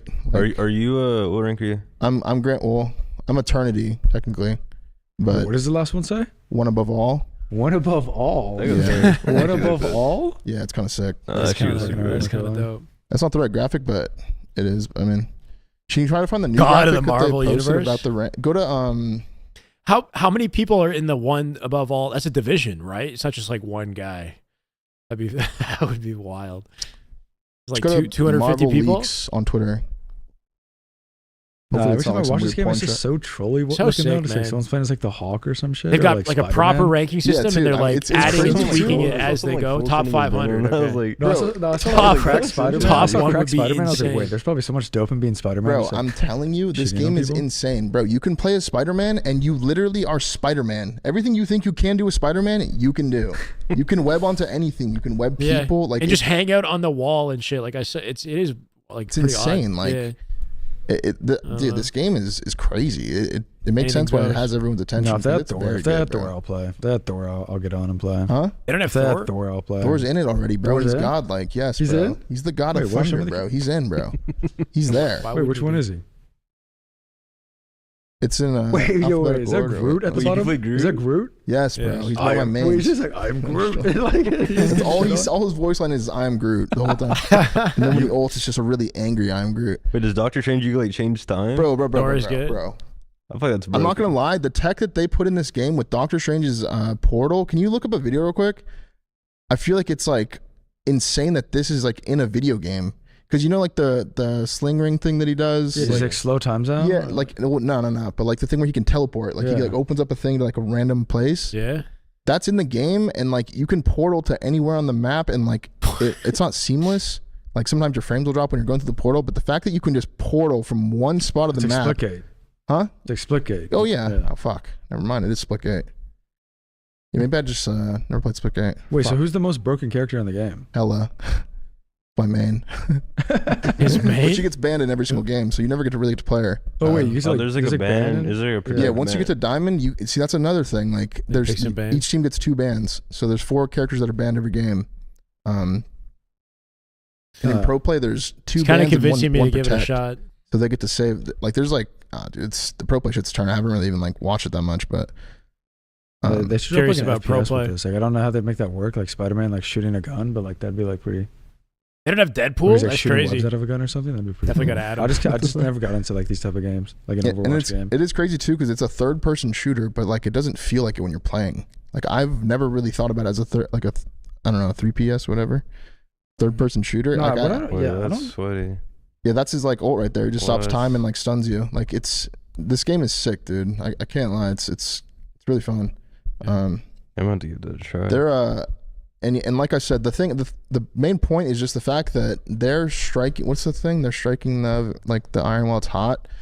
They're doing that, and everyone's just getting excited for these new characters, Oh my God. and these new game modes, Trippy. and adjustments to everything. Thank you, Joey. They want. They're just doing all of it. Welcome, guys. We're actually just getting to the tail end of the Optic they're adding in new podcast. I'm settings for about to people get that off too, want but Joey, I more appreciate frames, you, brother. I like, hope you had a great stream. Welcome, New everyone. stuff for your mouse acceleration that a lot of people on mouse and keyboard care about. Just wow, man. Big Good job. W. We're waiting on the Trippy But I tried to go to Marvel org Rivals, announcement, like, man. I'm trying to figure thing. out I where know these I've been guys grinding are a lot, or who they're so going to be playing for. I'm definitely excited about the game, but Can't it's just wait. kind of cool to see a company actually care that much and do that well. So good job. Kudos to them, bro. Yeah, bro, I'm actually like jealous. You know Just what I mean? Like, fuck, man. everything he's saying about the game is like everything that would bring Halo back into the spot. Like if you think like Halo will always have the potential to pop off. People want to see that for Halo. If they just did exactly what we're hearing right now with Marvel Rivals, like we'd be thriving right now. We'd be rolling in freaking success. And just do one like, of those. Just like keep 50 up things with I the mentioned, demand for the please, game. man. That's it. Just keep up with the Please. demand. Like, Yeah. whatever. All right, yeah. So this year could still be exciting if they could make some changes with the map pool, like Renegade, and then we're bringing up like just try something new and innovative. I think it'd be kind of interesting to like mix the starting weapons a little bit. Like I know that we're pretty set. Like the competitive community is pretty dead set on the Bandit, unless I guess like Lucid's made some good arguments for the battle rifle. I wouldn't want to see us go 100% battle rifle, but I'd be open to BR on specific maps and specific game types. Like I don't know, like a long range map. Like maybe you do it the other way around, like having like Forbidden, let's say, with a BR, or like certain maps with BR, certain maps with Bandit, so that you get like just variety in gameplay. I don't know. that's gonna do it. Not loadouts though. Not loadouts. Like I said, this is a new look for the team. I'm very excited. I know the boys are excited. I hope you guys are excited. This roster is finalized. It's here. Roster's It's great. now. And see you in the next one. All right. Peace. So that's the Optic roster, right? That was the first domino to fall, and we thought everyone else would go ahead and just rapid fire out their announcements, but they haven't done it. We're still waiting for SSG to announce their roster. We know what it is, but we're waiting for the final confirmation. We've got Shopify locked in. I'm going to do like a full Rostermania with the players on screen, the tier maker. We'll do that. Not today, though. I'm going to get off because I got coaching. But we got Complexity announced. We're still waiting on Trippy's team, which I think could be native or phase. Not really sure how that's going to look. Boo Boo Doo Boo doesn't have a home, right? Boo Boo, Lethal, still like a big question mark. There's a lot of like high tier players that are question mark. We saw Ryan Doob playing with Gilkey at the offseason tournament. It was like Ryan Doob, Gilkey, Yaxon, somebody else. So some interesting like teams and like intel, I guess, still developing. But like I think Boo Boo is a really big name that needs to be picked up, and we don't see him on an org just yet. We got a lot of high tier players. We got Collect floating around. I'm wondering if he's going to end up on a team. APG is not competing for the year, so he was planning on coaching. I'm not sure if that's going to pan out. It sounded like Trippy and team were going to go without a coach, but maybe they've worked something out. Regardless of whether or not he ends up coaching, he won't be competing for the year, though. It doesn't mean that he retires. It sounds like he might still be open to coming back to competing in Halo in some capacity, but like, for now, especially with his mom's health and everything, he's stepping away. Sparty, Ryan, Boo Boo, Lethal. Sparty is on a team. Sparty's on Complexity. That's locked in. Lethal, is he competing? No idea. I think we miss Lethal in general, right? Like he hasn't streamed in a long time.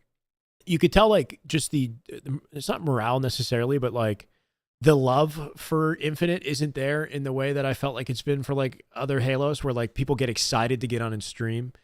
I am looking forward to seeing more of Optic stream at the very least, you know, like I hope we see more out of Bound, out of Renegade, Legend. Like they've already been playing together, but I'm talking like webcams, all 4 of them with the scrims, with the, you know, the tournaments and whatnot. So we can start to like, you know, build a fan base around some of these new players on Optic that people don't really know about. Like that breakdown I did for Renegade, I want to do the same thing for Bound. He's got to upload his gameplay to YouTube. I'm thinking of like DMing him or something and telling him to just like start uploading to YouTube.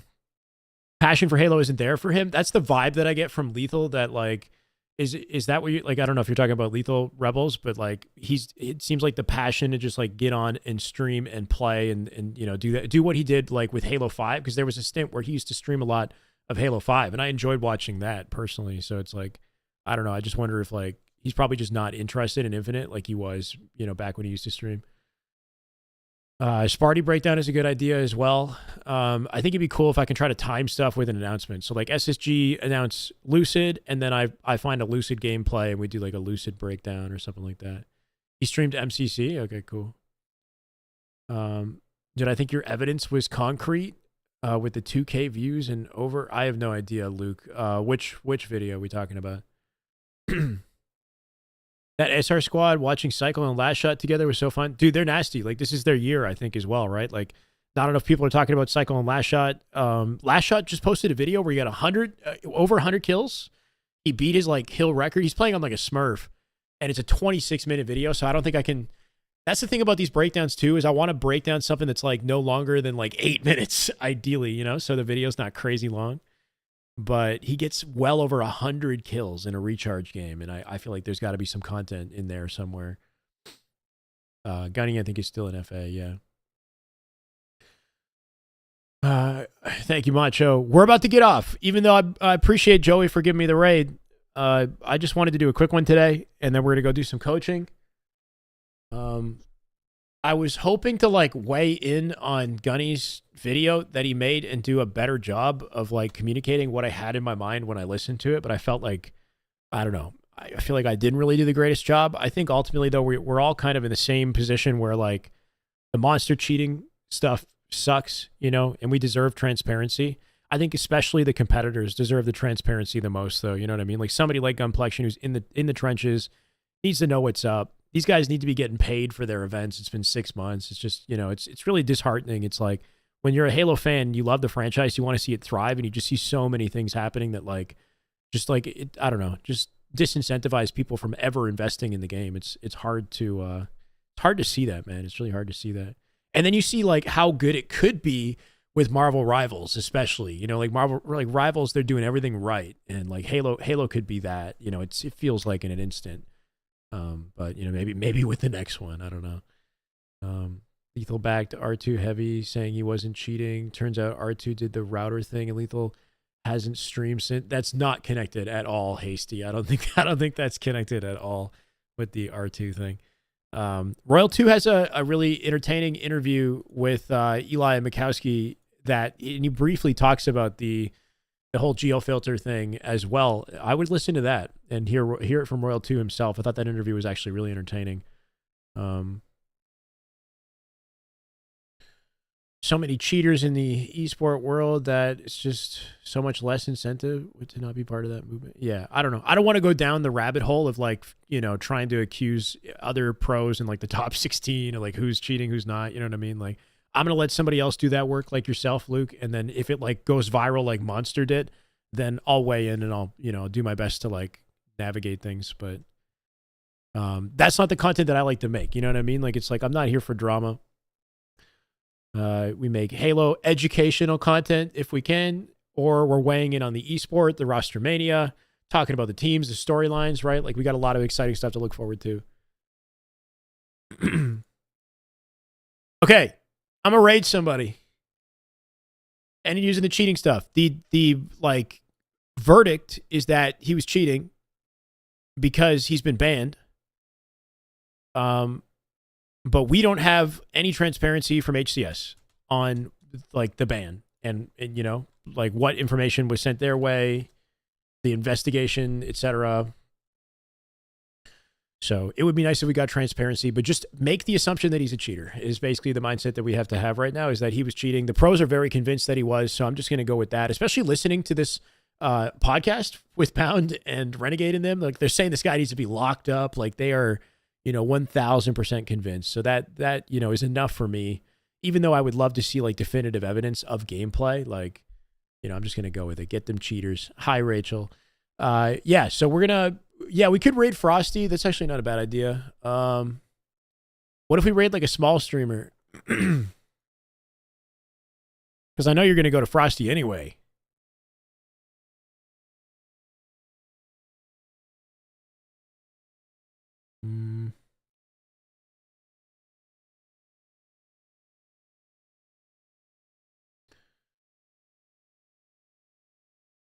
It's just not, it's not what I'm not the one who's going to dig out the evidence and try to like, you know what I mean? Not right now, Luke.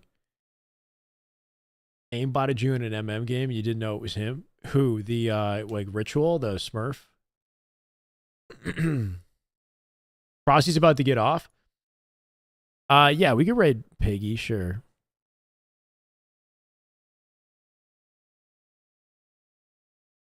Wait, is he on? Is it just Piggy? It's not just Piggy, is it?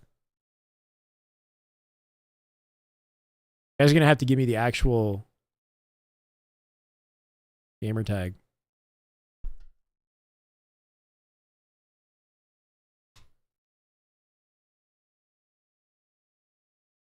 Oh, yeah, it's EX.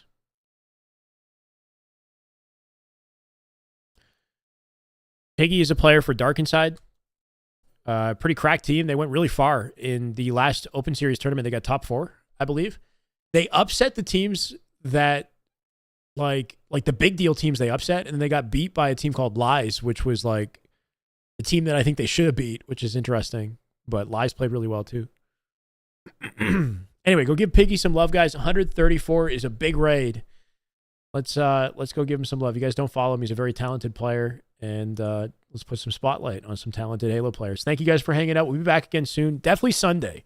If not tomorrow, Sunday we're doing another watch party. We got another off-season tournament until February. We're still waiting on the roadmap, and we're probably not going to get it until February, just knowing how things tend to go.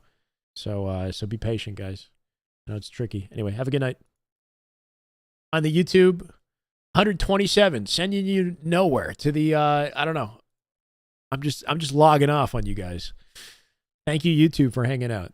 Yeah, appreciate you guys. Still no rating. Still got to add commands and stuff to YouTube as well. But it looks like all of that's possible, so we'll get it sorted.